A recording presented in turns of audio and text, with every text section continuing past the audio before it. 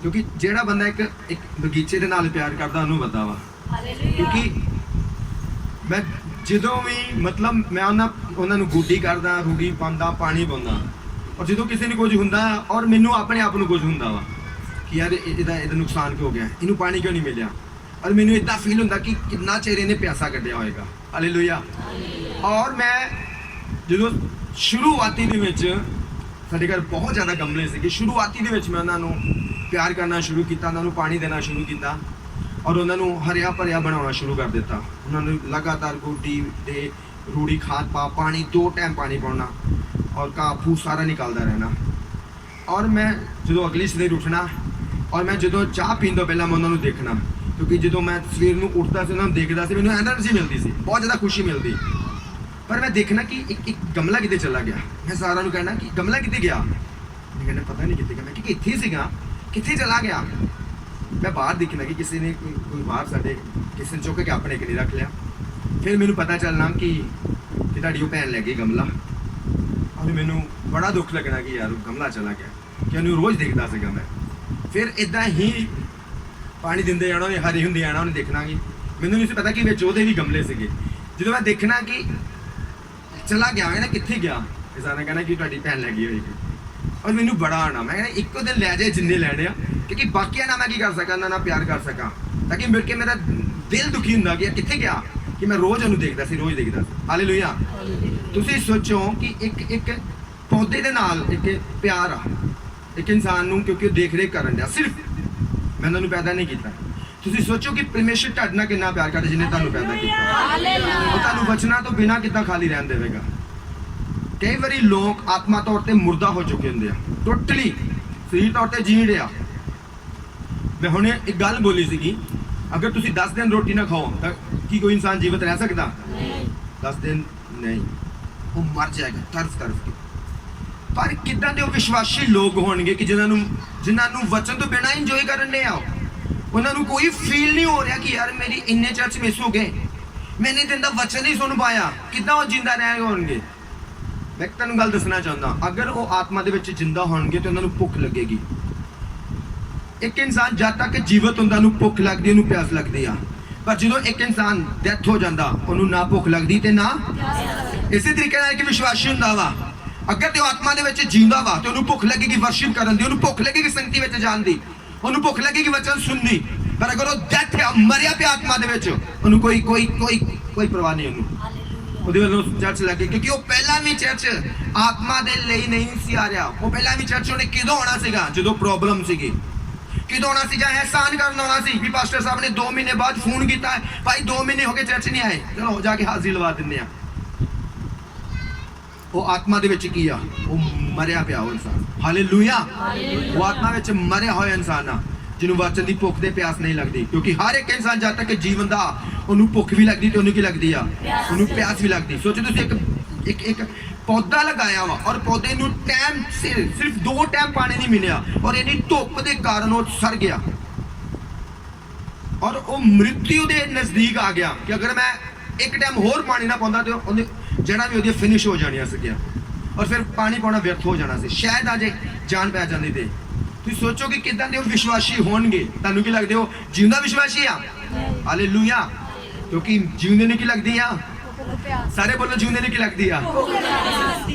ਜਿਉਂਦੇ ਨੂੰ ਕੀ ਲੱਗਦੀ ਆ? ਔਰ ਜਿਹਦੀ ਡੈਥ ਹੋ ਜਾਂਦੀ ਆ। ਹਾਲੇਲੂਇਆ। ਨਾਲ ਦੇ ਨੂੰ ਪੁੱਛੋ ਕਿ ਤੈਨੂੰ ਵਚਨ ਦੀ ਭੁੱਖ ਪਿਆਸ ਲੱਗਦੀ ਆ? ਕਿ ਤੈਨੂੰ ਫੀਲ ਹੁੰਦਾ, ਬੇਚੈਨੀ ਹੁੰਦੀ ਵੀ ਵਚਨ ਨਹੀਂ ਸੁਣ ਪਾਇਆ ਮੈਂ? ਅਗਰ ਬੇਚੈਨੀ ਹੁੰਦੀ ਆ ਤੇ ਤੂੰ ਜਿਉਂਦਾ ਵਾ। ਅਗਰ ਤੈਨੂੰ ਕੋਈ ਫਰਕ ਨਹੀਂ ਪੈਂਦਾ ਤੇ ਤੂੰ ਆਤਮਾ 'ਚ ਮਰ ਚੁੱਕਾ। ਤੈਨੂੰ ਤੋਬਾ ਦੀ ਜ਼ਰੂਰਤ ਆ, ਪਛਤਾਵਾ ਦੀ ਜ਼ਰੂਰਤ ਆ ਤੇ ਪਰਮੇਸ਼ਰ ਅੱਗੇ ਤੋਬਾ ਕਰ ਤਾਂ ਕਿ ਉਹ ਤੇਰੀ ਆਤਮਾ ਨੂੰ ਜਿਉਂਦਾ ਕਰੇ। ਹਾਲੇਲੂਇਆ। ਕਿੰਨੇ ਨੂੰ ਵਚਨ ਸਮਝ ਲੱਗ ਰਿਹਾ? ਹਾਲੇਲੂਇਆ। ਹੁਣ ਤੁਸੀਂ ਸੋਚੋ ਕਿ ਆਪਣੇ ਚਰਚ ਦੇ ਮੈਂਬਰ ਜਿਉਂਦੇ ਕੌਣ ਆ? ਸੋਚੋਗੇ ਕਿ ਨਹੀਂ? ਕੌਣ ਆ ਜੀਵਤ? ਕਿਹਨੂੰ ਲੱਗਦੀ ਆ ਭੁੱਖ ਤੇ ਕਿਹਨੂੰ ਲੱਗਦੀ ਆ ਪਿਆਸ? ਹਾਲੇਲੂਇਆ। ਹਾਲੇਲੂਇਆ। ਕੱਲ ਮੇਰੀ ਮੰਮੀ ਕਹਿ ਰਹੀ ਸੀਗੀ ਮੇਰੇ ਭਤੀਜੇ ਦਾ ਬਰਥਡੇ ਸੀਗਾ ਔਰ ਉੱਥੇ ਟਾਈਮ ਲੱਗ ਗਿਆ ਉਹਨਾਂ ਨੂੰ ਤਿਆਰੀ ਸ਼ਹਿਰੀ 'ਚ। और कल शायद या परसों की गल मेरी मम्मी 4 बजे कह रही थी मेरा अज दिन निकल गया, मैंने होर तरह होने मैं प्रार्थना नहीं की।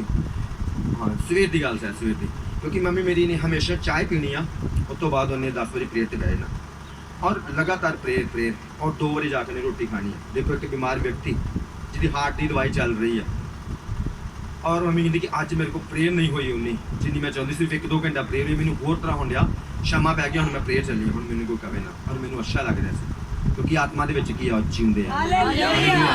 अगर तुहाडा मन प्रार्थना करने नहीं कर पा रहा है मतलब कुछ बुरा हो चुका उस बंदे नाल, जिहदा मन प्रार्थना करने लई तावला नहीं है, जिहदा मन वर्शिप दे लई तावला, उहदी जिंदगी विच कुछ बुरा हो चुका। हालेलुया। तो यीशु मसीह ने 10 कुआरियां दे विचों 5 नूं रिजेक्ट कर दिता। कारण की सी?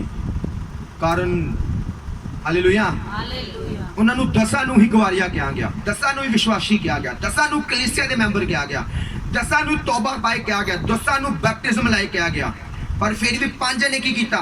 अंदर इंटर किया, और 5 की रह गई बाहर, और दरवाजा क्या हो गया? बंद। क्यों? क्योंकि उन्होंने अंदर वचन की भुख प्यास खत्म हो चुकी थी, वो अभिषेक की भुख प्यास खत्म हो चुकी। जेडे बंदे ने कभी सामर्थ पाई होएगी ना, उन्होंने पता वा कि सामर्थ तो बिना खाली रहना वो कितना जी सकता वा। हालेलुया। शैतान ने कहा यीशु मसीह तुसी 40 दिन हो चुके हैं, रातां हो चुके हैं, कुछ नहीं खाना, तुसी हुण इदां करो पत्थरां नूं कहो रोटी बन जा, तुसी खाओ भुख मिटा लो। और यीशु मसीह ने की क्या? हालेलुया। इंसान बिना रोटी नाल ही जीवित नहीं रहेगा, बल्कि वो परमेश्वर के वचन के मुख के वचन विचों निकले वचनों के नाल की रहेगा, जिंदा रहेगा। हालेलुया। और आज असीं देखो केयरफुल नहीं हाँ, लोगों को बुलाना पैंदा, टाइम दसना पैंदा, 3-3 बार वॉलंटियर सेवादार जाते हैं और घरों के विचों बुला के लैके आते हैं। आखिर क्यों 3-3 बार बुलाना पैन दिया? क्योंकि अगर आत्मा च जींदे हुंदे तो सिर्फ एक आवाज़ पैंदी हालेलुया हालेलुया, और भज्जे आना सीगा कि यार बंदगी शुरू हो गई, वर्शिप शुरू हो गई। हालेलुया। जो कोई जन ब्याह दे विच जांदे ना, जिन्हां लोकां नूं डांस की आदत आ जां जिन्हां लोकां नूं ड्रिंक की आदत आ, जो ड्रिंक शुरू हो जाती ना तो वो जल्दी नाल उधर नूं जाना शुरू होंदे कि वो वाले टेंट 'च ड्रिंक शुरू हो गई आ, छेती छेती जाके की करिए, छेती जाके ड्रिंक करिए। जां जिन्हां जो डांस वगैरह बहुत भंगड़ा शंगड़ा पाउंदे हैं ना, जो डीजे लगता वो जल्दी जल्दी उधर नूं जाना शुरू करते हैं। हालेलुया। और कंट्रोल नहीं कर पाते क्योंकि उन्होंने खिच पै रही है, ड्रिंक की खिच पै रही है, उन्होंने उस साज की गाणियां की खिच पै रही है। फिर अज का मसीह विश्वासी क्यों नहीं खिच पैंदी? उन्होंने क्यों बुलाना पैंदा बार बार? क्यों उन्होंने कहना पैंदा प्रार्थना करते हैं और वो कहता जी नहीं, बाइबल पढ़ते हैं जी नहीं, वर्शिप करते हैं जी नहीं, टाइम नहीं लगता। हालेलुया।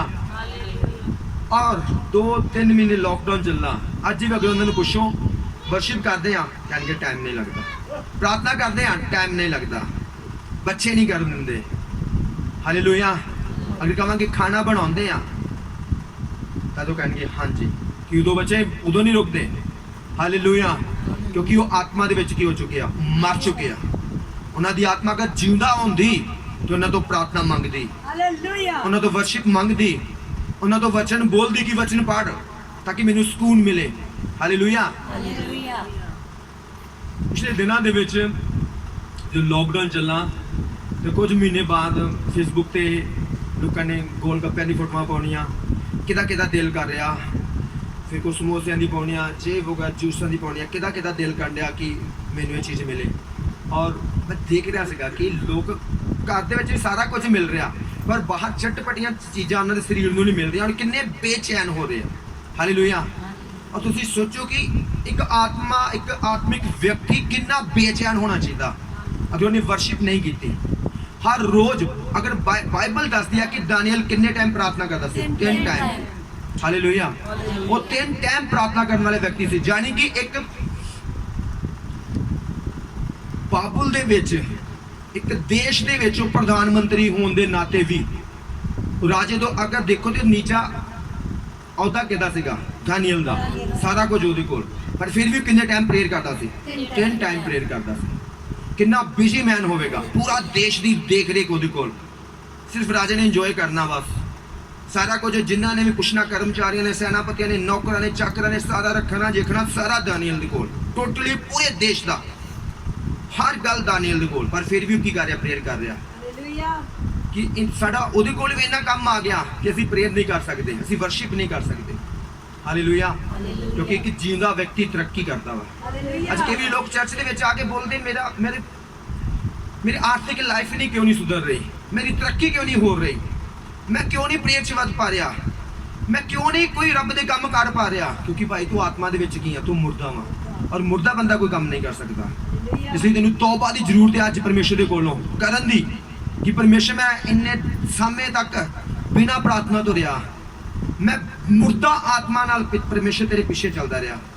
ਕਿਉਂਕਿ ਇੱਕ ਵਚਨ ਦੱਸਦਾ ਵਾ ਕਿ ਸਰੀਰਕ ਮਨਸ਼ਾ ਕੀ ਆ? ਮੌਤ ਆ, ਤੇ ਆਤਮਿਕ ਮਨਸ਼ਾ ਕੀ ਆ? ਜ਼ਿੰਦਗੀ ਆ।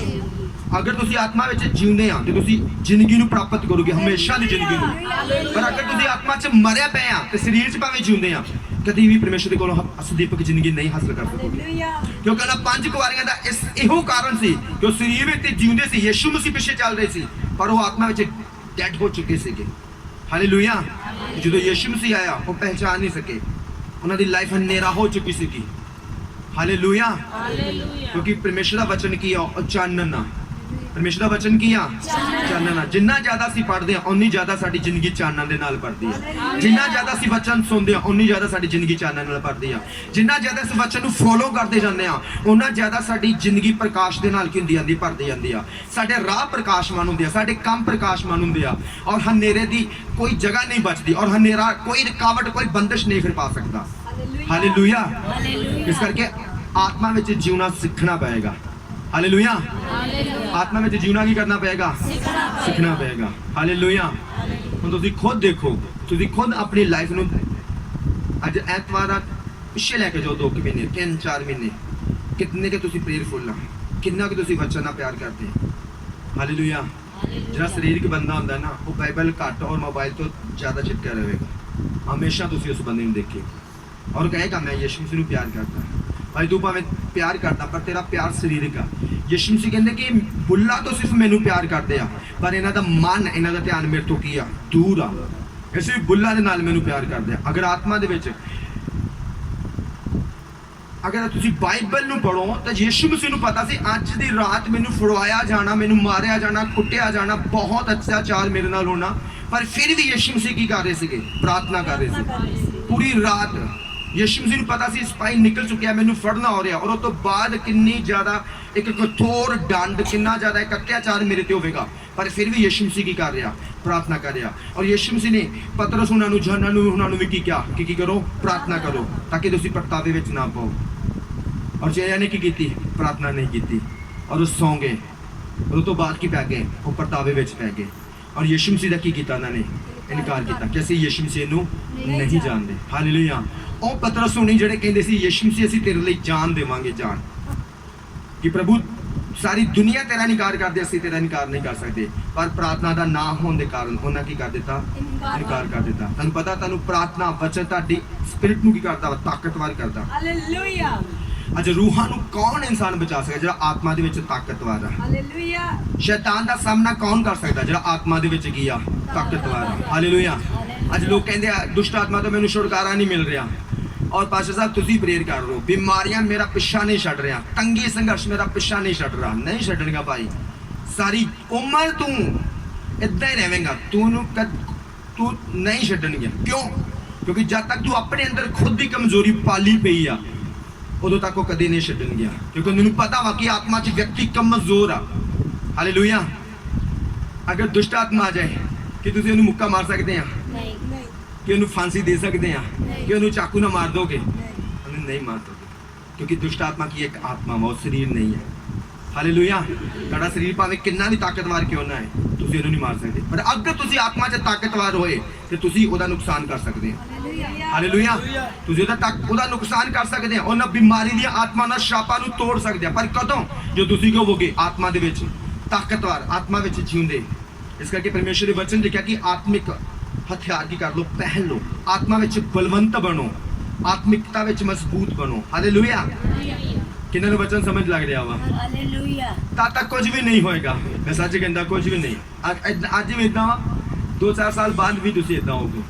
ਹੋ ਸਕਦਾ ਕਿ ਕੋਈ ਪਰਮੇਸ਼ਰ ਨੇ ਆਪਣੇ ਦਾਸ ਦੇ ਦੁਆਰਾ ਬਲੈਸਿੰਗ ਦੇਤੀ, ਅਲੱਗ ਗੱਲ ਆ, ਪਰ ਖੁਦ ਦੀ ਤੁਸੀਂ ਕਦੀ ਬਲੇਸਿੰਗ ਪ੍ਰਾਪਤ ਨਹੀਂ ਕਰ ਸਕਦੇ ਜਿਹਨੂੰ ਕਹੋਗੇ ਮੈਂ ਖੁਦ ਦੀ ਪ੍ਰਾਪਤ ਕੀਤੀ ਹੈ, ਕਿਉਂਕਿ ਜਦ ਤੱਕ ਤੁਸੀਂ ਆਪਣੇ ਅੰਦਰ ਕਮਜ਼ੋਰੀ ਨਹੀਂ ਕੱਢੋਗੇ। ਹਾਲੇਲੂਇਆ। ਤੁਹਾਨੂੰ ਆਪਣੇ ਅੰਦਰੋਂ ਕੀ ਕਰਨਾ ਪਊਗਾ? ਕਮਜ਼ੋਰੀਆਂ ਨੂੰ ਕੱਢਣਾ ਪਊਗਾ, ਜਿਹੜੀਆਂ ਪ੍ਰਾਰਥਨਾ ਦੇ ਵਿੱਚ ਆਈਆਂ, ਜਿਹੜੀਆਂ ਵਚਨ ਦੇ ਵਿੱਚ ਆਈਆਂ, ਜਿਹੜੀਆਂ ਵਰਸ਼ਿਪ ਦੇ ਵਿੱਚ ਆਈਆਂ। ਜਿੰਨਾ ਜ਼ਿਆਦਾ ਤੁਸੀਂ ਤਾਕਤਵਰ ਆਤਮਾ ਦੇ ਵਿੱਚ ਹੋਗੇ, ਮੈਂ ਕਹਿੰਦਾ ਬਾਈਬਲ ਵਿੱਚ ਲਿਖਿਆ ਕਿ ਤੁਸੀਂ ਸ਼ੈਤਾਨ ਦਾ ਕੀ ਕਰੋਗੇ? ਸਾਹਮਣਾ ਕਰੋਗੇ, ਔਰ ਉਹ ਤੁਹਾਡੇ ਕੋਲੋਂ ਕੀ ਹੋਏਗਾ? ਨਸ ਉਹ ਜਾਵੇਗਾ, ਭੱਜੇਗਾ, ਹੌਲੀ ਹੌਲੀ ਨਹੀਂ ਜਾਏਗਾ। ਕਿੱਦਾਂ ਜਾਏਗਾ? ਦੌੜ ਕੇ। ਉਹ ਦੌੜ ਕੇ ਜਾਏਗਾ ਕਿ ਖਤਰਨਾਕ ਵਿਅਕਤੀ ਆ ਗਿਆ ਮੇਰੇ ਕੋਲ, ਖਤਰਨਾਕ। ਹਾਲੇਲੂਇਆ। ਹਾਲੇਲੂਇਆ। ਉਹ ਸ਼ੈਤਾਨ ਫਿਰ ਚਾਹੇ ਤੁਹਾਡੇ ਕਾਰੋਬਾਰ ਵਿੱਚ ਆ, ਜਾਂ ਤੁਹਾਡੇ ਪਰਿਵਾਰ ਦੇ ਵਿੱਚ ਆ, ਜਾਂ ਤੁਹਾਡੇ ਘਰਾਣੇ ਨੂੰ ਬਚਾਉਣ ਦੇ ਵਿੱਚ ਰੁਕਾਵਟ ਆ, ਜਾਂ ਕਿਸੇ ਵੀ ਪਰਿਵਾਰ ਦੇ ਮੈਂਬਰ ਵਿੱਚ ਉਹਨੂੰ ਜਾਣਾ ਪਊਗਾ। ਹਾਲੇਲੂਇਆ। ਜਦੋਂ ਤੁਸੀਂ ਪਿੱਛੇ ਦੇ ਪ੍ਰੇਅਰ ਕਰੋਗੇ, ਜਦੋਂ ਤੁਸੀਂ ਆਪਣੀ ਪ੍ਰਾਰਥਨਾ ਆਪਣੇ ਕਾਰੋਬਾਰ ਦੇ ਲਈ ਪ੍ਰੇਅਰ ਕਰੋਗੇ, ਅਗਰ ਕਾਰੋਬਾਰ ਵਿੱਚ ਹੋਇਆ ਤੇ ਉੱਥੋਂ ਕੀ ਕਰੂਗਾ? ਉਹ ਭੱਜੂਗਾ। ਬੱਚਿਆਂ ਦੀ ਲਾਈਫ ਵਿੱਚ ਆ ਤੇ ਉੱਥੋਂ ਕੀ ਹੋਊਗਾ? ਭੱਜੂਗਾ। ਹਾਲੇਲੂਇਆ। ਬਿਮਾਰੀ ਦੇ ਰੂਪ ਦੇ ਵਿੱਚ ਸਰੀਰ ਵਿੱਚ ਆ ਤੇ ਉੱਥੋਂ ਵੀ ਕੀ ਕਰੂਗਾ? ਭੱਜੂਗਾ। ਪਰ ਕਦੋਂ? ਜਦੋਂ ਤੁਸੀਂ ਆਤਮਾ 'ਚ ਮਜ਼ਬੂਤ ਹੋਵੋਗੇ, ਆਤਮਾ 'ਚ ਤਾਕਤਵਰ ਹੋਵੋਗੇ। ਹਾਲੇਲੂਇਆ। ਇਸ ਕਰਕੇ ਹਮੇਸ਼ਾ ਸ਼ੈਤਾਨ ਦੀ ਇੱਕ ਚਾਲ ਆ ਕਿ ਉਹ ਵਿਸ਼ਵਾਸੀਆਂ ਨੂੰ ਕੀ ਕਰਦੇ? ਠੰਡਾ ਕਰਦੇ, ਮੁਰਦਾ ਕਰਦੇ ਉਹਨਾਂ ਨੂੰ, ਤਾਂ ਕਿ ਉਹ ਮੁਰਦਾ ਬੰਦਾ ਕਦੀ ਆਤਮਾ 'ਚ ਮੁਰਦਾ ਬੰਦਾ ਸ਼ੈਤਾਨ ਦਾ ਕੁੱਖ ਵੀ ਨਹੀਂ ਕਰ ਸਕਦਾ। ਸ਼ੈਤਾਨ ਉਹਦੇ ਲਾਗੇ ਡਾਂਸ ਕਰੂਗਾ, ਭੰਗੜੇ ਪਾਊਗਾ, ਪਰ ਕੁਝ ਵੀ ਨਹੀਂ ਕਰ ਪਾ ਰਿਹਾ। ਉਹ ਫਿਰ ਪ੍ਰੇਰ ਵੀ ਕਰੂਗਾ ਨਾ, ਹੁਣ ਸਰੀਰਿਕ ਆ, ਹੁਣ ਪ੍ਰੇਰ ਵੀ ਕਰੂਗਾ, ਉਹਨੂੰ ਕੁਝ ਵੀ ਨਹੀਂ ਹੋਊਗਾ। ਪਰ ਅਗਰ ਆਤਮਿਕ ਬੰਦੇ ਨੂੰ ਡਾਂਟਿਆ ਤਾਂ ਉਹਨੂੰ ਕਰੰਟ ਲੱਗੇਗਾ। ਹਾਲੇਲੂਇਆ। ਉਹਨੂੰ ਕੀ ਲੱਗੇਗਾ? ਉਹਨੂੰ ਕਰੰਟ ਲੱਗੇਗਾ, ਕਿਉਂਕਿ ਉਹ ਆਤਮਿਕ ਵਿਅਕਤੀ ਡਾਂਟ ਰਿਹਾ ਵਾ। ਯਿਸੂ ਮਸੀਹ ਨੂੰ ਪਤਾ ਸੀ ਕਿ ਬਾਈਬਲ ਦੱਸਦੀ ਆ ਕਿ ਜਦੋਂ ਯਿਸੂ ਮਸੀਹ ਪ੍ਰਾਰਥਨਾ ਕਰਕੇ ਨੀਚੇ ਉਤਰੇ ਤਾਂ ਇੱਕ ਦੁਸ਼ਟ ਆਤਮਾ ਵਾਲਾ ਲੜਕਾ ਸੀਗਾ, ਉਹਦਾ ਪਿਓ ਯਿਸੂ ਮਸੀਹ ਕੋਲ ਭੱਜਾ ਆਇਆ ਕਿ ਨਹੀਂ ਯਿਸੂ ਮਸੀਹ, ਤੁਹਾਡੇ ਚੇਲਿਆਂ ਦੇ ਕੋਲ ਮੈਂ ਆਪਣੇ ਪੁੱਤਰ ਨੂੰ ਲਿਆਇਆ, ਇਹਨੂੰ ਦੁਸ਼ਟ ਆਤਮਾ ਸਤਾਉਂਦੀ, ਪਰ ਇਹਨੂੰ ਕੱਢ ਨਹੀਂ ਸਕੇ। ਯਿਸੂ ਮਸੀਹ ਨੇ ਦੁਸ਼ਟ ਆਤਮਾ ਨੂੰ ਡਾਂਟਿਆ, ਦੁਸ਼ਟ ਆਤਮਾ ਉਹਦੇ ਕੋਲੋਂ ਨਿਕਲ ਗਈ। ਹਾਲੇਲੂਇਆ। ਚੇਲਿਆਂ ਨੇ ਪੁੱਛਿਆ ਯਿਸੂ ਮਸੀਹ ਅਸੀਂ ਕਿਉਂ ਨਹੀਂ ਦੁਸ਼ਟ ਆਤਮਾ ਨੂੰ ਕੱਢ ਸਕੇ? ਔਰ ਯਿਸੂ ਮਸੀਹ ਨੇ ਕਿਹਾ ਕਿ ਅਜਿਹੀ ਪ੍ਰਾਰਥਨਾ ਦੇ ਬਿਨਾਂ ਕਈ ਦੁਸ਼ਟ ਆਤਮਾ ਜੋ ਸਟਰੋਂਗ ਪ੍ਰਾਰਥਨਾ ਦੇ ਬਿਨਾਂ ਕਦੀ ਵੀ ਨਹੀਂ ਨਿਕਲ ਸਕਦੀਆਂ। ਉਹਨਾਂ ਦੇ ਲਈ ਆਤਮਾ ਦੇ ਵਿੱਚ ਸਟਰੋਂਗ ਹੋਣਾ ਕੀ ਆ? ਬੇਹੱਦ ਜ਼ਰੂਰੀ ਹੈ। ਹਾਲੇਲੂਇਆ। ਜਦੋਂ ਮੈਨੂੰ ਅਜਿਹੀ ਪ੍ਰੋਬਲਮ ਸੀਗੀ, ਔਰ ਤੁਸੀਂ ਮੰਨ ਸਕਦੇ ਆ ਮੈਂ ਕਿੰਨੀ ਫਾਸਟਿੰਗ ਕਰਦਾ ਸੀਗਾ, ਸਵੇਰ ਤੋਂ ਲੈ ਕੇ ਸ਼ਾਮਾਂ ਤੱਕ ਪ੍ਰਾਰਥਨਾ ਦੇ ਵਿੱਚ, ਮੈਨੂੰ ਇੱਕ ਗੱਲ ਪਤਾ ਲੱਗੀ ਕਿ ਅਗਰ ਦੁਸ਼ਟ ਆਤਮਾ ਤੋਂ ਆਜ਼ਾਦ ਹੋਣਾ ਤੇ ਮੈਨੂੰ ਆਪਣੀ ਆਤਮਾ 'ਚ ਤਾਕਤਵਰ ਹੋਣਾ, ਆਤਮਾ ਵਿੱਚ ਸਟਰੋਂਗ ਹੋਣਾ, ਮੈਨੂੰ ਪਾਵਰ ਨੂੰ ਲੈਣਾ ਆਪਣੇ ਅੰਦਰ। ਔਰ ਰੋਜ਼ਾਨਾ ਭੁੱਖ ਲੱਗਦੀ ਸੀਗੀ, ਕਦੀ ਮੈਂ ਫਾਸਟਿੰਗ ਨਹੀਂ ਸੀ ਕੀਤੀ, ਕਿਉਂਕਿ ਜਦੋਂ ਮੈਂ ਪ੍ਰੋਬਲਮ ਦੇ ਵਿੱਚ ਹੋ ਕੇ ਪਰਮੇਸ਼ਰ ਦੇ ਵਿੱਚ ਆਇਆ ਸੀਗਾ, ਔਰ ਮੈਂ ਆਦਤ ਪਾਈ ਫਾਸਟਿੰਗ ਕਰਨ ਦੀ, ਆਦਤ ਪਾਈ ਕਈ ਵਾਰ ਹੋਰ ਜ਼ਿਆਦਾ ਸਟਰੋਂਗ, ਦਿਨ ਰਾਤ ਦੀ ਫਾਸਟਿੰਗ ਕਰਕੇ ਪ੍ਰੇਅਰ, ਦਿਨ ਰਾਤ ਦੀ ਫਾਸਟਿੰਗ ਪ੍ਰੇਅਰ, ਬੈੱਡ ਤੇ ਸੌਣਾ ਬੰਦ ਕਰ ਦਿੱਤਾ, ਨੀਚੇ ਬਸ ਪਲਾਈ ਵਿਛਾਉਣੀ, ਉੱਥੇ ਪ੍ਰੇਅਰ ਕਰ ਦੇਣਾ, ਜਦੋਂ ਨੀਂਦ ਆ ਗਈ ਉੱਥੇ ਸੌਂ ਗਿਆ ਭਾਈ। ਹਾਲੇਲੂਇਆ। ਔਰ ਕੀ ਕਰਦਾ ਰਿਹਾ? ਪਰਮੇਸ਼ਰ ਦੀ ਸਾਮਰਥ ਨੂੰ ਹਾਸਲ ਕਰਦਾ ਰਿਹਾ। ਹਾਲੇਲੂਇਆ। ਔਰ ਅੱਜ ਲੋਕ ਕਿਉਂ ਨਹੀਂ ਆਜ਼ਾਦ ਹੋ ਪਾ ਰਹੇ? ਕਿਉਂਕਿ ਉਹਨਾਂ ਦੀ ਲਾਈਫ ਆਤਮਿਕ ਵਿੱਚ, ਆਤਮਾ ਵਿੱਚ ਮੁਰਦਾ ਵਿਸ਼ਵਾਸੀ ਆ, ਉਹ ਆਤਮਾ 'ਚ ਮਰੇ ਹੋਏ ਆ, ਉਹ ਬੇਕਾਰ ਆ, ਉਹ ਕਿਸੇ ਲਈ ਕੁਝ ਵੀ ਨਹੀਂ ਕਰ ਸਕਦੇ, ਉਹ ਕੋਈ ਪਰਿਵਾਰ ਘਰਾਣਾ ਉਹਨਾਂ ਦਾ ਛੁਡਾ ਨਹੀਂ ਸਕਦੇ ਜਦ ਤੱਕ ਉਹ ਆਤਮਾ ਵਿੱਚ ਮਜ਼ਬੂਤ ਨਹੀਂ ਹੋਣਗੇ। ਹਾਲੇਲੂਇਆ।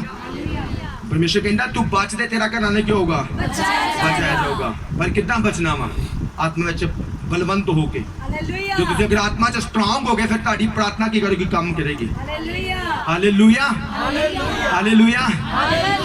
ਕਿੰਨੇ ਲੋਕ ਦੁਸ਼ਟ ਆਤਮਾ ਲੱਗੇ ਹੁੰਦੇ ਆ, ਦੁਸ਼ਟ ਆਤਮਾ ਨਿਕਲਦੇ ਨੇ, ਰੱਬ ਦਾ ਆਸ਼ਾ ਜਨ ਆਉਂਦਾ, ਪ੍ਰਾਰਥਨਾ ਕਰਦਾ, ਔਰ ਦੁਸ਼ਟ ਆਤਮਾ ਕਹਿੰਦੀ ਹੈ ਘੁਟਨੇ ਟੇਕ ਜਾਂਦੀ ਹੈ, ਉਹ ਘੁਟਨੇ ਟੇਕ ਜਾਂਦੀ ਆ, ਉਹਨੂੰ ਪਤਾ ਕਿ ਇਹਦੇ ਅੰਦਰ ਕੀ ਆ? ਪਾਵਰ। ਹਾਲੇਲੂਇਆ। ਇਸ ਕਰਕੇ ਗਮਲਿਆਂ ਤੋਂ ਮੈਂ ਸਿੱਖ ਨੂੰ ਸਿੱਖਿਆ ਵਾ ਕਿ ਸਾਨੂੰ ਹਮੇਸ਼ਾ ਹੀ ਆਤਮਾ ਦੀ ਖੁਰਾਕ ਜ਼ਰੂਰੀ ਹੈ। ਹਰ ਰੋਜ਼ ਜ਼ਰੂਰੀ, ਸਾਨੂੰ ਹਰ ਰੋਜ਼ ਪ੍ਰੇਅਰ ਕਰਨਾ ਜ਼ਰੂਰੀ ਹੈ, ਹਰ ਰੋਜ਼ ਵਚਨ ਪੜ੍ਹਨਾ ਜ਼ਰੂਰੀ ਹੈ, ਹਰ ਰੋਜ਼ ਵਰਸ਼ਿਪ ਕਰਨਾ ਕੀ ਆ? ਜ਼ਰੂਰੀ ਆ। ਹਾਲੇਲੂਇਆ। ਅਗਰ ਚਾਹੁੰਦੇ ਆ ਤੁਹਾਡਾ ਕਾਰੋਬਾਰ ਦੇ ਵਿੱਚ ਦੁਸ਼ਟ ਆਤਮਾ ਨਿਕਲਣ ਕੀ ਭੱਜਣ, ਤੁਹਾਨੂੰ ਆਤਮਾ ਵਿੱਚ ਸਟਰੋਂਗ ਹੋਣ ਦੀ ਜ਼ਰੂਰਤ ਆ। ਚਾਹੁੰਦੇ ਆ ਘਰ ਦੇ ਵਿੱਚ ਲੜਾਈ ਕਲੇਸ਼ ਖਤਮ ਹੋਵੇ ਤੇ ਲੜਾਈ ਕਲੇਸ਼ ਦੀਆਂ ਦੁਸ਼ਟ ਆਤਮਾ ਨਿਕਲਣ ਭੱਜਣ, ਤੁਹਾਨੂੰ ਆਤਮਾ ਵਿੱਚ ਕੀ ਹੋਣਾ ਪਊਗਾ? ਸਟਰੋਂਗ ਹੋਣਾ ਪਊਗਾ। ਉਹਨਾਂ ਬੰਦਿਆਂ ਨਾਲ ਡਾਇਰੈਕਟ ਨਹੀਂ ਲੜਨਾ, ਨਹੀਂ ਮੂਡ ਦੇ ਨਾਲ ਨਹੀਂ ਲੜਨਾ, ਪ੍ਰੇਅਰ ਕਰਕੇ ਉਹਨਾਂ ਦੁਸ਼ਟ ਆਤਮਾ ਨੂੰ ਕੀ ਕਰਨਾ? ਕੱਢਣਾ ਆਪਣੇ। ਹਾਲੇਲੂਇਆ। ਕਿਉਂ ਨਹੀਂ ਨਿਕਲੇਗਾ? ਅੱਜ ਕਿਹੜੇ ਵਿਸ਼ਵਾਸੀ ਜਿਨ੍ਹਾਂ ਦੇ ਘਰਾਂ ਵਿੱਚ ਜ਼ਿਆਦਾ ਲੜਾਈਆਂ ਹੁੰਦੀਆਂ? ਜਿਹੜੇ ਟੋਟਲੀ ਸਰੀਰਿਕ, ਜਿਹੜੇ ਕੀ ਆ? ਟੋਟਲੀ ਸਰੀਰਿਕ। ਅਗਰ ਆਤਮਿਕ ਵਿਅਕਤੀ ਹੋਏਗਾ ਨਾ, ਉਹ ਆਤਮਾ ਦੇ ਵਿੱਚ ਜਵਾਬ ਦੇਗਾ। ਹਾਲੇਲੂਇਆ। ਮਾਲੋ ਮਮਤਾ ਨੇ ਮੈਨੂੰ ਕਿਆ ਕੁਝ, ਮੈਂ ਸਰੀਰ ਦੇ ਤੌਰ ਤੇ ਨਹੀਂ ਬੋਲੂੰਗਾ, ਆਤਮਾ ਦੇ ਵਿੱਚ ਦੁਸ਼ਟ ਆਤਮਾ ਨੂੰ ਡਾਂਟੂੰਗਾ। ਹਾਲੇਲੂਇਆ। ਹਾਲੇਲੂਇਆ। ਘਰ ਦੇ ਵਿੱਚ ਪਰਿਵਾਰ ਦਾ ਕੋਈ ਮੈਂਬਰ ਆ, ਉਹਨੂੰ ਆਤਮਾ ਦੇ ਵਿੱਚ ਉਹ ਦੁਸ਼ਟ ਆਤਮਾ ਨੂੰ ਡਾਂਟਣਾ, ਝਿੜਕਣਾ। ਹਾਲੇਲੂਇਆ। ਜਦੋਂ ਸਟਾਰਟਿੰਗ ਦੇ ਵਿੱਚ ਮੇਰੇ ਘਰ ਦੇ ਵਿੱਚ ਇਹਦਾ ਪ੍ਰੋਬਲਮ ਹੁੰਦੀ ਸੀਗੀ ਔਰ ਇਹ ਚੀਜ਼ ਦਾ ਸ਼ਿਕਾਰ ਹੋਣਾ, ਫਿਰ ਆਤਮਾ ਨੇ ਮੈਨੂੰ ਦੱਸਣਾ ਕਿ ਜੋ ਕੁਝ ਕੀਤਾ ਦੁਸ਼ਟ ਆਤਮਾ ਨੇ ਕੀਤਾ। ਭਾਈ ਜੇ ਤੂੰ ਆਪਣੇ ਪਰਿਵਾਰ ਦੇ ਉਸ ਮੈਂਬਰ ਦਾ ਕਸੂਰ ਕੱਢ ਰਿਹਾ ਤਾਂ ਕਸੂਰ ਨਹੀਂ ਆ, ਉਹਦੇ ਪਿੱਛੇ ਦੁਸ਼ਟ ਆਤਮਾ ਵਾ। ਤੈਨੂੰ ਬੜੇ ਨਰਮ ਤੈਨੂੰ ਧੀਰਜ ਦੇ ਨਾਲ ਤੋਂ ਕੰਮ ਲੈਣਾ ਪਏਗਾ ਔਰ ਉਹਦੇ ਤੇ ਪਰਮੇਸ਼ਰ ਦੀ ਅੱਗ ਨੂੰ ਰਿਲੀਜ਼ ਕਰਨਾ ਪਏਗਾ। ਲੜਾਈਆਂ ਦੀ ਆਤਮਾ ਨੂੰ ਡਾਂਟਣਾ ਪਏਗਾ, ਲੜਾਈ ਦੀ ਦੁਸ਼ਟ ਆਤਮਾ ਨੂੰ ਡਾਂਟਣਾ ਪਏਗਾ, ਬੇਕਾਰ ਆਤਮਾ ਨੂੰ ਡਾਂਟਣਾ ਪਏਗਾ। ਔਰ ਫਿਰ ਕੀ ਕਰਦਾ ਸੀ? ਡਾਂਟਦਾ ਸੀਗਾ ਔਰ ਉਹੀ ਪਰਿਵਾਰ ਕੀ ਹੋ ਗਿਆ? ਸਹੀ ਹੁੰਦਾ ਗਿਆ। ਹਾਲੇਲੂਇਆ। ਅੱਜ ਦਾ ਵਿਸ਼ਵਾਸੀ ਕੀ ਕਰਦਾ? ਉਹ ਉਦਾਂ ਹੀ ਕਰਦਾ। ਹਾਲੇਲੂਇਆ। ਅਗਰ ਇੱਕ ਅੱਛਾ ਪਾਸਟਰ ਜਦੋਂ ਹੋਏਗਾ ਉਹ ਦੱਸੇਗਾ ਕਿ ਕਿੱਦਾਂ ਦੁਸ਼ਟ ਆਤਮਾ, ਲੜਾਈ ਦੀ ਆਤਮਾ, ਕਿੱਦਾਂ ਬੇਕਾਰ ਆਤਮਾ ਨੂੰ ਕੱਢ ਸਕਦੇ ਹਾਂ। ਪ੍ਰਾਰਥਨਾ ਜੋਧਾ ਬਣ ਕੇ, ਪ੍ਰੇਅਰਫੁਲ ਹੋ ਕੇ, ਵਚਨ ਪੜ੍ਹ ਕੇ ਰੋਜ਼। ਹਾਲੇਲੂਇਆ। ਅਸੀਂ ਇੱਕ ਵਚਨ ਪੜ੍ਹਦੇ ਹਾਂ,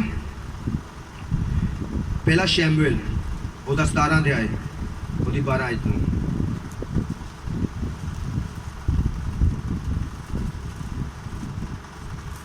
ਅਧਿਆਇ ਉਹਦੀ 12 ਆਇਤ।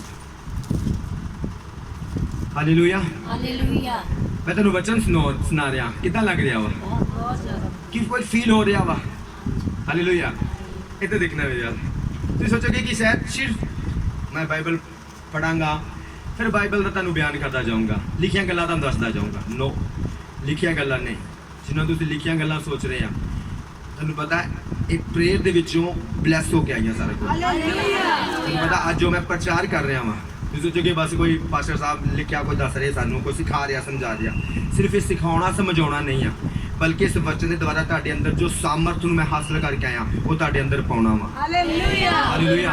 ਸਿਰਫ ਤੁਹਾਡੇ ਅੰਦਰ ਇਹ ਨਹੀਂ ਕਿ ਤੁਸੀਂ ਕੋਈ ਕਹਾਣੀ ਸੁਣ ਲਈ ਔਰ ਤੁਸੀਂ ਕਹੋਗੇ ਹਾਂ ਆਪਾਂ ਸਿੱਖ ਲਿਆ, ਕਹਾਣੀ ਸੁਣਨਾ ਹੈ ਉਹ ਤੋਂ ਸਿੱਖ ਲਿਆ, ਸਾਨੂੰ ਕਿੱਦਾਂ ਕਿੱਦਾਂ ਚੱਲਣਾ। ਨੋ, ਤੁਹਾਨੂੰ ਪਤਾ ਕਿ ਤੁਸੀਂ ਵਚਨ ਨੂੰ ਧਿਆਨ ਨਾਲ ਸੁਣੋਗੇ, ਵਚਨ ਨੂੰ ਤੇ ਲਹੋਗੇ ਔਰ ਵਚਨ ਦੇ ਨਾਲ ਨਾਲ ਪਰਮੇਸ਼ਰ ਦੀ ਪਾਵਰ ਨੂੰ ਵੀ ਆਪਣੇ ਅੰਦਰ ਲਹੋਗੇ। ਹਾਲੇਲੂਇਆ। ਹਾਲੇਲੂਇਆ। ਕਿਉਂਕਿ ਸੋਮਵਾਰ ਤੋਂ ਮੈਂ ਸ਼ੁਰੂ ਹੁੰਦਾ ਵਾਂ, ਐਤਵਾਰ ਦੇ ਵਚਨ ਨੂੰ ਮਸਾ ਕਰਨ ਤੇ ਲੱਗਾ ਹੁੰਦਾ ਔਰ ਸ਼ਨੀਵਾਰ ਆਉਣ ਤੋਂ ਵੀ 10:30 ਹੋ ਚੁੱਕੇ ਸੀ। 10:30 ਜਦੋਂ ਮੈਂ ਫੋਨ ਕੀਤਾ, ਲక్ష్ਮੀ ਨੇ ਕੀਤਾ ਕਿ ਪਾਸ਼ੀ ਵਰਸ਼ਿਪ ਸ਼ੁਰੂ ਹੋਈ ਆ ਔਰ ਉਦੋਂ ਮੈਂ ਕੋਈ ਤਿਆਰ ਨਹੀਂ ਸੀਗਾ। ਉਦੋਂ ਵੀ ਮੈਂ ਪ੍ਰੇਅਰ ਦੇ ਵਿੱਚ ਬੈਠਾ ਸੀਗਾ। ਮੇਰੀ ਪਤਨੀ ਦੱਸਿਆ 10:30 ਹੋ ਗਈ, ਤੁਸੀਂ ਕਿਹਾ 10:30 ਜਾਣਾ, 10:30 ਹੋ ਗਈ, ਤੁਸੀਂ ਅਜੇ ਤੱਕ ਤਿਆਰ ਨਹੀਂ ਹੋਏ। ਪਰ ਉਦੋਂ ਵੀ ਕੀ ਸੀਗਾ, ਮੈਂ ਪ੍ਰੇਅਰ ਦੇ ਵਿੱਚ ਸੀ ਔਰ ਵਚਨ ਨੂੰ ਮਸਾ ਕਰ ਰਿਹਾ ਸੀਗਾ। ਔਰ ਉਸ ਤੋਂ ਬਾਅਦ ਸਿਰਫ 15 ਮਿੰਟਾਂ ਦੇ ਵਿੱਚ ਜਲਦੀ ਸਾਰਾ ਕੁਝ ਕੀਤਾ ਔਰ ਜਲਦੀ ਦੇ ਨਾਲ ਆਏ, ਇੰਨੀ ਤੇਜ਼ੀ ਦੇ ਨਾਲ। ਹਾਲੇਲੂਇਆ।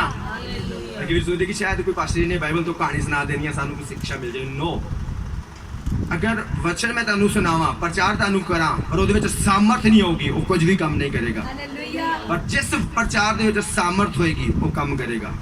ਹਾਲੇਲੂਇਆ। ਅਗਰ ਤੁਸੀਂ ਰੋਟੀ ਖਾਓ, ਸਬਜ਼ੀ ਖਾਓ, ਪਰ ਅਗਰ ਉਹ ਗਰਮ ਨਹੀਂ ਹੋਊਗੀ ਤੁਹਾਨੂੰ ਬਿਲਕੁਲ ਵੀ ਟੇਸਟ ਨਹੀਂ ਆਊਗਾ। ਤੁਸੀਂ ਕੋਈ ਯਾਰ ਖਾਦਾ ਤੇ ਹੈਗਾ ਪਰ ਕੋਈ ਸਵਾਦ ਨਹੀਂ ਆ, ਸਿਰਫ ਢਿੱਡ ਭਰ ਲਿਆ। ਪਰ ਅਗਰ ਉਹਨੂੰ ਸਵਾਦਿਸ਼ਟ ਬਣਾ ਕੇ ਦਿੱਤਾ ਜਾਏ, ਗਰਮ ਮਿਰਚਾਂ ਨਮਕੀਨ ਸਾਰਾ ਕੁਝ ਕਰਕੇ, ਤੇ ਤੁਸੀਂ ਕੀ ਕਹੋਗੇ? ਇੰਜੋਏ ਹੋਏਗਾ ਕਿ ਨਹੀਂ? ਆਨੰਦ ਮਿਲੇਗਾ ਇਹ ਖਾਣ ਦਾ ਕਿ ਨਹੀਂ? ਹਾਲੇਲੂਇਆ। ਇਸੇ ਤਰੀਕੇ ਨਾਲ ਜੋ ਮੈਂ ਪ੍ਰਚਾਰ ਕਰ ਰਿਹਾ ਵਾਂ, ਇਹ ਬਿਨਾਂ ਸਾਮਰਥ ਨਹੀਂ ਆ ਬਲਕਿ ਵਿਦ ਸਾਮਰਥਾ, ਸਾਮਰਥ ਦੇ ਨਾਲ। ਹਾਲੇਲੂਇਆ। ਹਾਲੇਲੂਇਆ। ਕਿੰਨੇ ਲੋਕ ਵਚਨ ਸੁਣਨ ਦੇ ਲਈ ਤਿਆਰ ਆ? ਜ਼ੋਰ ਨਾਲ ਬੋਲੋ ਹਾਲੇਲੂਇਆ। ਮੈਂ ਕਿਉਂ ਤੁਹਾਨੂੰ ਹਾਲੇਲੂਇਆ ਕਹਿਣ ਬੋਲਿਆ?